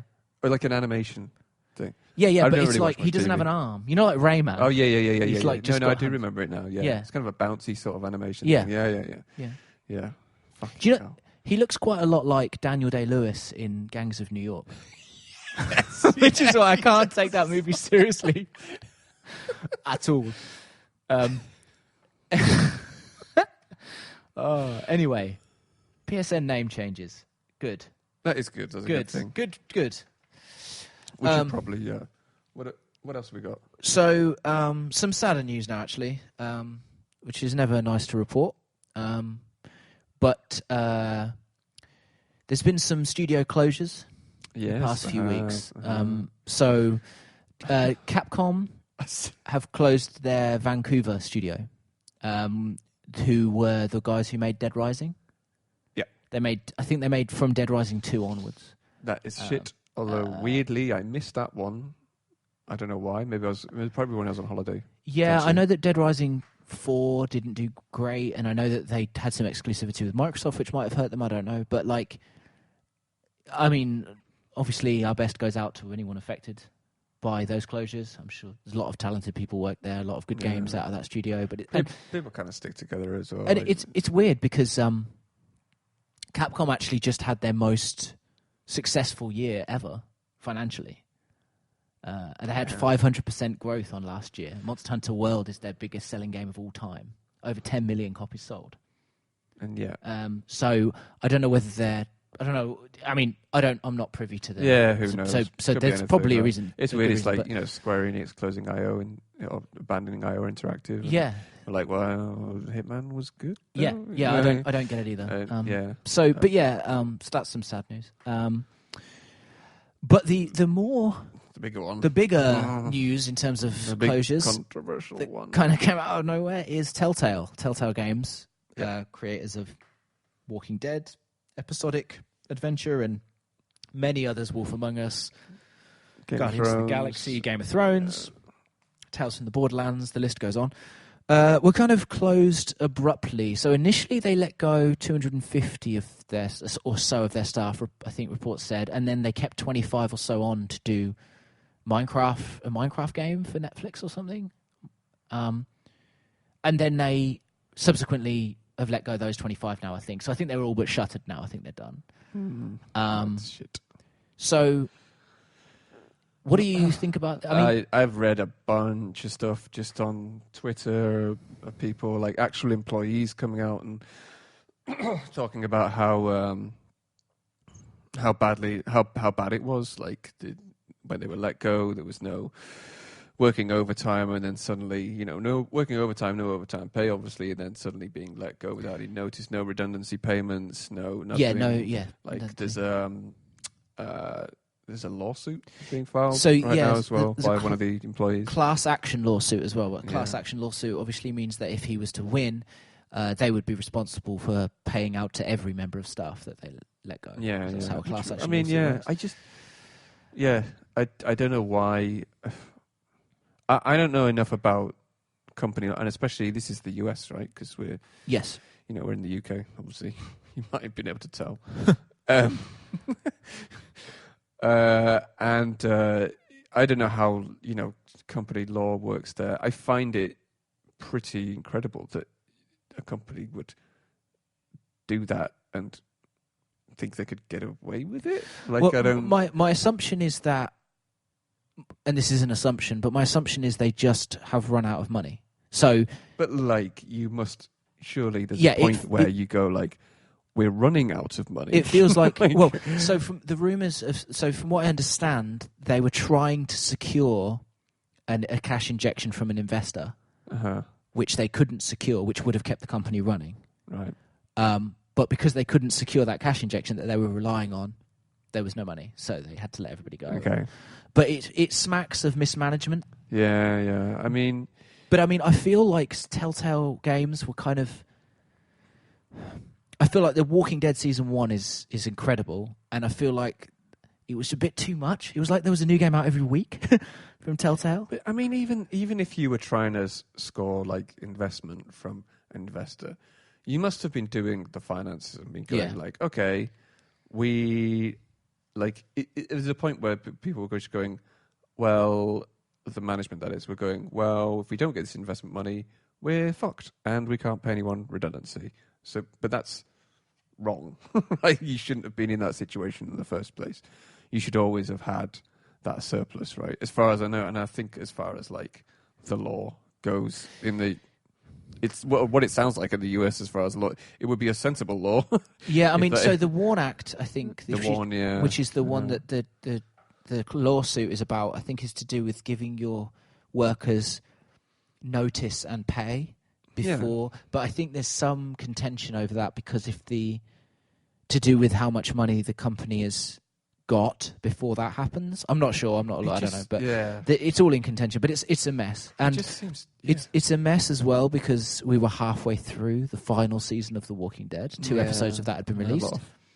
Actually, though, Robert Kirkman's company Skybound, Robert Kirkman being the creator of The Walking Dead, have said that they are going to complete production on The Walking Dead final season using the original development staff. Yeah, they're going to bring them back. That's good because then they get employed get some again. work in it. Yeah, and they get to finish their story, and I think everyone. It's not. It's silver lining, right? It's also good for the consumer because a lot of people bought that season pass. Yeah. I know. And what the fuck? Like you've that. got 2 episodes of 5 that you're supposed to get. I think what really grates me is just the way that has been handled, like the redundancy thing's been handled like that. Like you could just. I don't know whether I don't know. Like I don't know what was going through their heads when they were thinking that. Whether they thought they could get away with it, like that would be silly. Surely I've heard similar. Right? That'd be crazy. But I've heard similar stories in the past where people have come into work and they've just got an email saying leave within so long, and like that's it. That's all the explanation they get, and that's happened to several developers that I've known of before.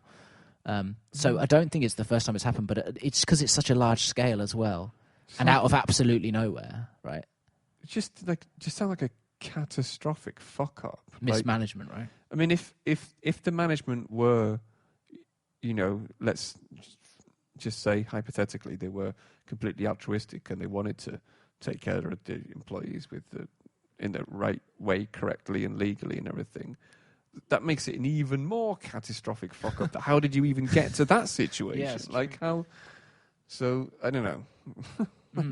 Well, yeah, I think the blame is probably laying with whoever was in charge of, or the people, not person, who are in charge of those things. It doesn't make any sense to me that they would not plan for that. Like they would not plan within the law for that, for redundancies.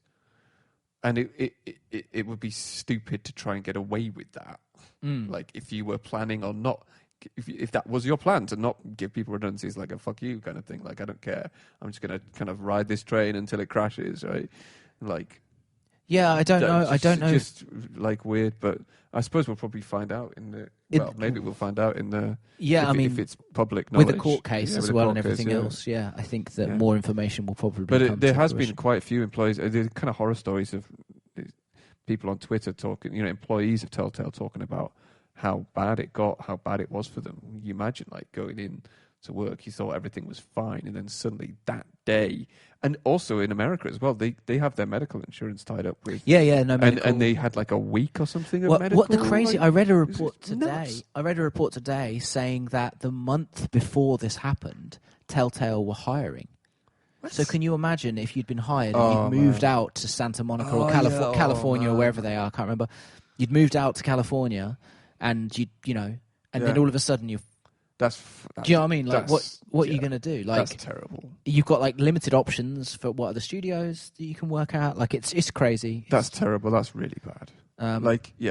So it smacks of mismanagement. To me, that's awful. So hopefully, I mean, there were a lot of talented people who worked there, and I'm sure that they'll land on their feet. I'm sure that they'll do great narrative design and such. So, that's a sorry situation. I hope they get recompense. Like, yes, and I'm sure more info. We'll talk more about it when it comes out with the lawsuit progresses. Couple more things. What we got? First of all, this is the other big one, I guess, that we should really talk about is Sony finally allowing crossplay on Fortnite. Yeah. Or allowing crossplay in general, but Fortnite being the big one. Yeah, I saw all this stuff. Now, I don't have too much to say about this because I'm not a big online gamer and I'm not a Fortnite player. Yeah. I do think it's interesting. I do think it's relevant. And I also think that what's also interesting is that Fallout 76 and Destiny and games like that, there's no indication of crossplay coming to those yet at all, including Fallout, which isn't even out yet. Yeah. But I think games like Rocket League are pursuing it pretty heavily, and Diablo, I think today said that they're going to have crossplay with PS4, Xbox, and Switch when the Switch version comes out. That's cool. I don't. I think it's. I could the Fortnite because I don't really play Fortnite that much. Really. I could, not much, not hardly at all. Really, I've played it a few times. I did hear about the fact that people were being sort of like essentially locked out of like other platforms by having a Fortnite account with. But this is the Sony. thing, right? It's the most played. It's one of the most played games in the world at the moment. Fortnite, right? It's everywhere. Yeah. Can't escape it, right? So I don't think whatever platform you're playing on, you were ever going to be short of people to play against. I think the big problem was Sony locking you out of playing across all platforms. Yeah. Which they already, I think is already fixed. Yeah. So I actually don't think. I think it's a bit of a falsity that people really wanted. Like, do you really want to play on PC against somebody who's playing on mobile? Is that going to work? Yeah, it's great. I can kick their ass. Yeah, that's what I mean. Like, how's that going to work? Like, no, I say that. I mean, like, I say that. But people will I'll probably get like, headshotted in 98th position. I just think that by some guy on a mobile on his Galaxy S9. But I just think that was more of a problem. I'm not. Yeah, it was too that. bothered It was about that really because that sounded pretty bad. But and the fact that Sony were really, really stubborn about it, and I think they released something about like how they made some excuse about being dangerous for other players or something. Crossplay, the idea of crossplay being dangerous for other players, and really Phil Spencer of Microsoft kind of balked at it. But yeah, I don't know the full story to that. But crossplay itself is kind of I love the idea of crossplay actually, because especially me being big PC centric and everything, I like the idea that there's a big game out and I don't have to get separate copies for a start. Yeah, I it's don't a good have thing, to get I don't have to, and also I can just play with my friends when I don't have the console itself, right? Like if there's an Xbox game out, I don't have an Xbox One console, but I want to play with friends who have that big game. Yeah. That's really cool. But I do think there's starting to be a trend in that as well of crossplay, which I think is pretty cool. I think that's a really good point, because I think that I'm probably looking at it from a slightly warped perspective, because generally I play games on my own, or if I play competitive multiplayer, it tends to be against randoms and very rarely. But like if you're a social gamer, then it does make a big difference, right? If I could play Destiny 2 on PS4 and you could play it on PC and we could play together, that would be awesome. Yeah. We just can't, and that's a really good point. I agree. Yes, it's a step in the right direction, I guess, from Sony. Yeah, I think it makes sense in the terms of what group of friends do you have, and like what do they play versus what do you play? Like what I have certain groups of friends who are like, oh yeah, come and play this. Final Fantasy 14, you can play crossplay on PC. Yeah, see, that's the thing. PS4. There's been games already. Yeah. I think Star Trek Bridge Crew. Yeah, Bridge Crew as well. You can do that. We can play crossplay. Final Fantasy 14, you can play crossplay. So yeah, it was already in there. I think it kind of got blown up because it was Fortnite. But I think it's an interesting piece of news anyway that Sony did. I think it's cool. Yeah, I think it's really cool. I think I like the way Fortnite goes in that direction. So yeah, a couple more. Got so much news. I apologize. It's ridiculous. Yeah. So we're almost. We're all right for time. I think for a few more. So first of all, social life ending simulator Stardew Valley, one of the greatest games ever made, is coming to mobile. It's fucking great, that game. So now you can play it on your phone. Yeah. I would say buy a Switch, or buy it on the Switch if you don't have a Switch. I'd buy a Switch. Oh man, that reminds me. I was playing Into the Breach actually after. Which is also on Switch now. I know we talked about it last episode, but I think because we talked about it last episode, I started playing it because while I was away on holiday. I brought my laptop with me, but it's not like obviously it's not a fucking big ass gaming PC. But you should have bought a Switch. Yeah. Don't start. But yes. I mean, I can't. Again, one of the things I can't justify just yet. Playing that again. Sorry, it just reminded me of Stardew Valley because it's just one of those kind of games that it's gone to Switch now, now mobile, which is fucking so you can play. I think the iOS version is coming first, and then it's coming to Android later. Also, it's a different team that's doing it, which means that's porting it. So it means that it was like one dude. Well, but it's a different. He did it. Yeah, I imagine he's got support from Eric Barone, I think his name is, made the original. But now, it's a different team doing the porting, which means that it's not affecting the console development for multiplayer and stuff, because that's kind of come to PC, but hasn't come to console yet, I think. Yeah. So it's in beta and PC maybe, but yeah. So it's not going to affect it. The roadmap. Yeah. It's just something extra. So if you have an iPhone and a commute, buy Stardew Valley. Yeah. It's amazing. It's really good. So what else we got? Hitman 2 has gone gold. Yep. Not much awesome. to say about that other than more Hitman. I know More you're Hitman. excited. And also Hitman multiplayer mode. Oh, that was announced today, I think. Yeah. You can take the reins on this 1v1 multiplayer mode. From what limited amount of information I got out of it was basically that it's not 1v1, isn't it? You're not trying to kill each other, but it's basically who can do. It's called ghost mode, where you essentially synchronize. You start at the same location, same spawn location on the same map, same targets, obviously, to assassinate, and it's a race to kind of like who can assassinate all of the targets first and also efficiently.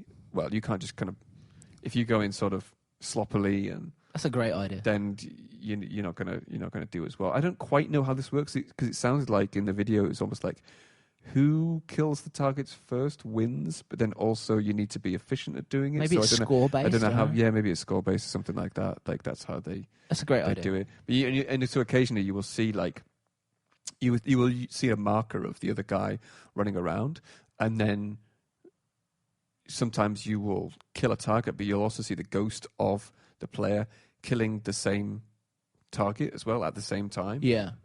You'll just see his body animating, and you won't see anything else about his world. You can't interact with him at all. You can't do, you can't shoot at him or anything. That's not going to work. You can only see him, and you can briefly see the targets he's killed also in a sort of, because he's rendered sort of black and white, and then briefly see the targets he's killed rendered black and white just after he's killed them, which is obviously not the same player models as you're interacting with in the world. But yeah, it sounds cool. Like, I love Hitman. I love stealth. You were a big fan stuff. of 2016's Hitman, right? Yeah, big fan of that. I love systemic games and immersion game. Just good decision making in stealth action games. I think I don't know if we mentioned this last week, but or last month, but it's also not episodic. No, which is interesting as well. I think some people didn't like episodic. I did. We did mention this last time. It kind of works with Hitman, right? I think we said. But they're carrying on the whole contracts mode, I think. So it's like weekly, monthly content stuff with it. So, yeah. And look, again, too many games. Too many. Red Dead's coming out. Oh, Fucking Red Dead. I guess we should have maybe we should do like a spoiler cast on Red Dead, like when we've both finished it. Like try and finish it and do a spoiler cast on it or something. Try and finish it. Yeah, you have to actually... 26th of October, isn't it? Yeah. Yeah. But like if we try and finish it within a month, and like So the end of October, at the end of November. Fucking 2 weeks today, isn't it? It's out in 2 weeks today. So clear your stack between now and then. Get all your Frozen Synapse shit out of the way. Jesus, yeah. And you WoW. Complete World of Warcraft. Update all your drivers, or whatever the fuck it is you do on a PC Smash nowadays. that. Oh man, don't start playing World of Warcraft if you like achievements. Oh, no. I'm staying away from that Jesus. shit. Yeah, staying away from trying 100% an MMO.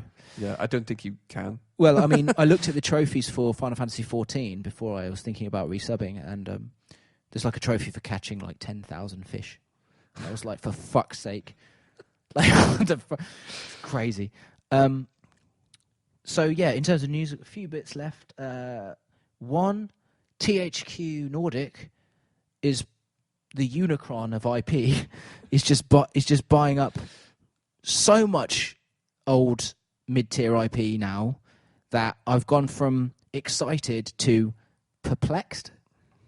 So they recently bought Time Splitters and Second Sight, Saints Row, Red Faction, Homefront, Metro, Darksiders. They own all of those. Mm-hmm. They also own Kingdoms of Amalur Reckoning, which is a big deal. And they recently bought Alone in the Dark, if you remember this. Yeah. So, and this is just a couple. This is just the tip of the iceberg, right?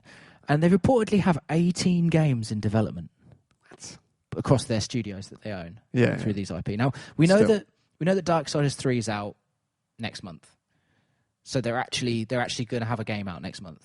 But what do you make of 18 games in development? Fucking. Do you think they're actually doing anything with these licenses? How many studios do they actually have? I don't know. They've got quite a lot of smaller studios, and I don't think they own Gunfire, which is the company that's making Darksiders. I don't know if they own them. Maybe they do. But I don't know. 18 games seems like a lot. 18 games feels like a lot for EA. Yeah. Let alone THQ Nordic. They're trying to sort of cut in the losses. I don't know. I mean, there's some amazing, interesting IP here. Like Time Splitters, Red Faction. These are great mid-tier games. Yeah. Time Splitters is that's a weird one, but a good one. Yeah, I can't wait. Yeah, bring back a new Time Splitters game. That'd be kind of weird. But I don't know whether I don't know what they're doing. Are they just collecting the IP? Is that what they're doing?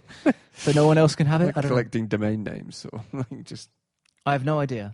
I just think it's interesting that they just keep buying them and buying them. I have no idea what they're going to do with them. Yeah. I think it's probably going to be a while anyway until we hear anything like that from what THQ are doing. But it's interesting because THQ famously, went under. Yeah. Through a lot of these IPs. And the Nordic were called Nordic Games. They renamed themselves THQ. So THQ Nordic. Yeah. So, I mean, it's just a bizarre situation. Really bizarre. I don't know. Maybe we'll be pleasantly surprised. Jesus. We've been going about exactly 2 hours and you're hitting shutdown. Yeah. Well, that's basically it for the news. The only other thing I had was a mildly interesting thing about Shadow of the Tomb Raider's secret ending. I don't know if you heard about this. I didn't hear about that, no. So there's a secret... So there was an ending, a different ending in Shadow of the Tomb Raider that was accidentally put on the disc and that was patched out day one. But if you play the game, if you have the game on disc and you play it without the patch offline, you can still see that original ending. Okay. And it alters slightly from the one that's actually... But it's like... Because a genuine secret ending, not like a... not like a hidden ending that you can unlock. Like, they didn't mean for this ending to be released. Not like a dumb joke thing that developers No. So basically the idea was they released a statement saying they had several ideas for the ending, one of which was accidentally printed onto the disc incorrectly. So the day one patch removed it and put the proper ending on. So if you play it with the day one patch, you get the ending that they intended. Yeah. But if you play it without the day one patch, you can still see this original ending. What's interesting is the original ending had like a foreshadowing of an enemy that is known from the very first Tomb Raider game way back. Huh. So the interesting thing is whether they patched it out because it was an indication to a sequel that is no longer happening, or whether it's just an idea that just they didn't. But it's kind of interesting. That's even in there. Yeah. No, I didn't know about that. The most of the news I've heard about Tomb Raider was basically people sharing screenshots of the original model Lara Croft that you can unlock, like the original 3D model. Yeah, they did that in Rise of the Tomb Raider as well. Which has either been sort of like, oh, that's kind of cool. Like, it's ranged from like, that's kind of cool to like horrifying. Yeah, like, oh my God, I don't remember it looking like this. Like, just because it's juxtaposed with all of the nice, high detailed backgrounds and NPCs and characters and stuff, it just looks like a fucking doll from a horror movie. It's like a Photoshop. Yeah, it's like a weird Photoshop. Like a weird. And I saw a tweet about this the other day, and I think because the image was quite small, because it's just on Twitter in my browser, because of the contrast between the low detail model and the background of Tomb Raider, the rest of the background looked incredibly real. Looked amazing. So like that. I will say, weird sort of trickery, that sort of almost like optical illusion that your eye does before you realise that you're looking at something fake, because the contrast between the two. I will say that they're using a newer engine, I think, for lighting and things like that compared to Rise of the Tomb Raider. Yeah, it's by far they have the support best. For ray tracing and stuff. It looks, in the new one as well. It looks absolutely incredible, even playing on console. You've got the 2080 card to run it, but whatever. Well, I mean, even if you're playing on console, it looks fucking amazing. I mean, I am playing on a PS4 Pro, but even playing on a console, it looks amazing. So, God, on a PC, I don't even dread to think how good it can look. Yeah. But yes, interesting. I'll have to check it out. Again, it's been a while since I played a Tomb Raider game. Did you play the reboot Oh, I did actually play a bit of the reboot. and yeah. Rise of the Tomb Raider? Yeah, Rise. Yeah. Yeah. Which was the second in the reboot. Yeah. Anyway, that is it for the news that I have. Obviously, there's been more news, but we can't cover everything because we would die. We'd just be here all day, and so would you. Yes, listeners. and I would never. How many of them there are? I would never get any more platinum trophies. Actually, there are a few other announcements, which is just about the podcast. Really, is that we are on Spotify now. Yes, indeed. So you can search for us. We have a name, a proper name. We're called 0451, a gaming podcast, which I could explain, but Google exists. So yeah, I mean, you guys can check it out. So we're on Spotify. We are also on iTunes as well. Soon to be on YouTube, right? We're not on YouTube. Yeah. We had a bit of difficulty, complications. I was away and stuff. Just a bit longer to figure out what we want to do with the YouTube, whether we want to show video clips and that kind of thing. So, but as usual, we're also available through Twitter at Black Spine Media. A small word on that, actually. Our Twitter has been relatively inactive. It's just basically been set up. But over the next few weeks, we're going to put some time into sort of actually tweeting and doing other stuff, marketing-y stuff. So, Black Spine Media on Twitter. And on YouTube, right? We're Black Spine Media. Yep. Is our YouTube channel. It's kind of just like the umbrella for gaming podcast and whatever else we'll do. But subscribe, all that stuff. I mean, even just leaving a like on iTunes or Spotify just helps bring us to new people and things like that. So it all helps, as rubbish as it sounds. I just hate saying it, don't you? Yeah. But yeah. Well, and also, let's try not and leave it a month because the amount of shit. I had so much to talk about. Yeah, the amount of games played and news. Rush through it and stuff. So, yeah. And there's lots of stuff coming out this month. Red Dead. And next month. So, plenty of stuff. Awesome. Well. Cool. Well, that was fun. Great. Hope you enjoyed it. And also our mild Pringles history as well. Yeah, I'm going to look that up now. Do it. Julius Pringles. Okay. Bye.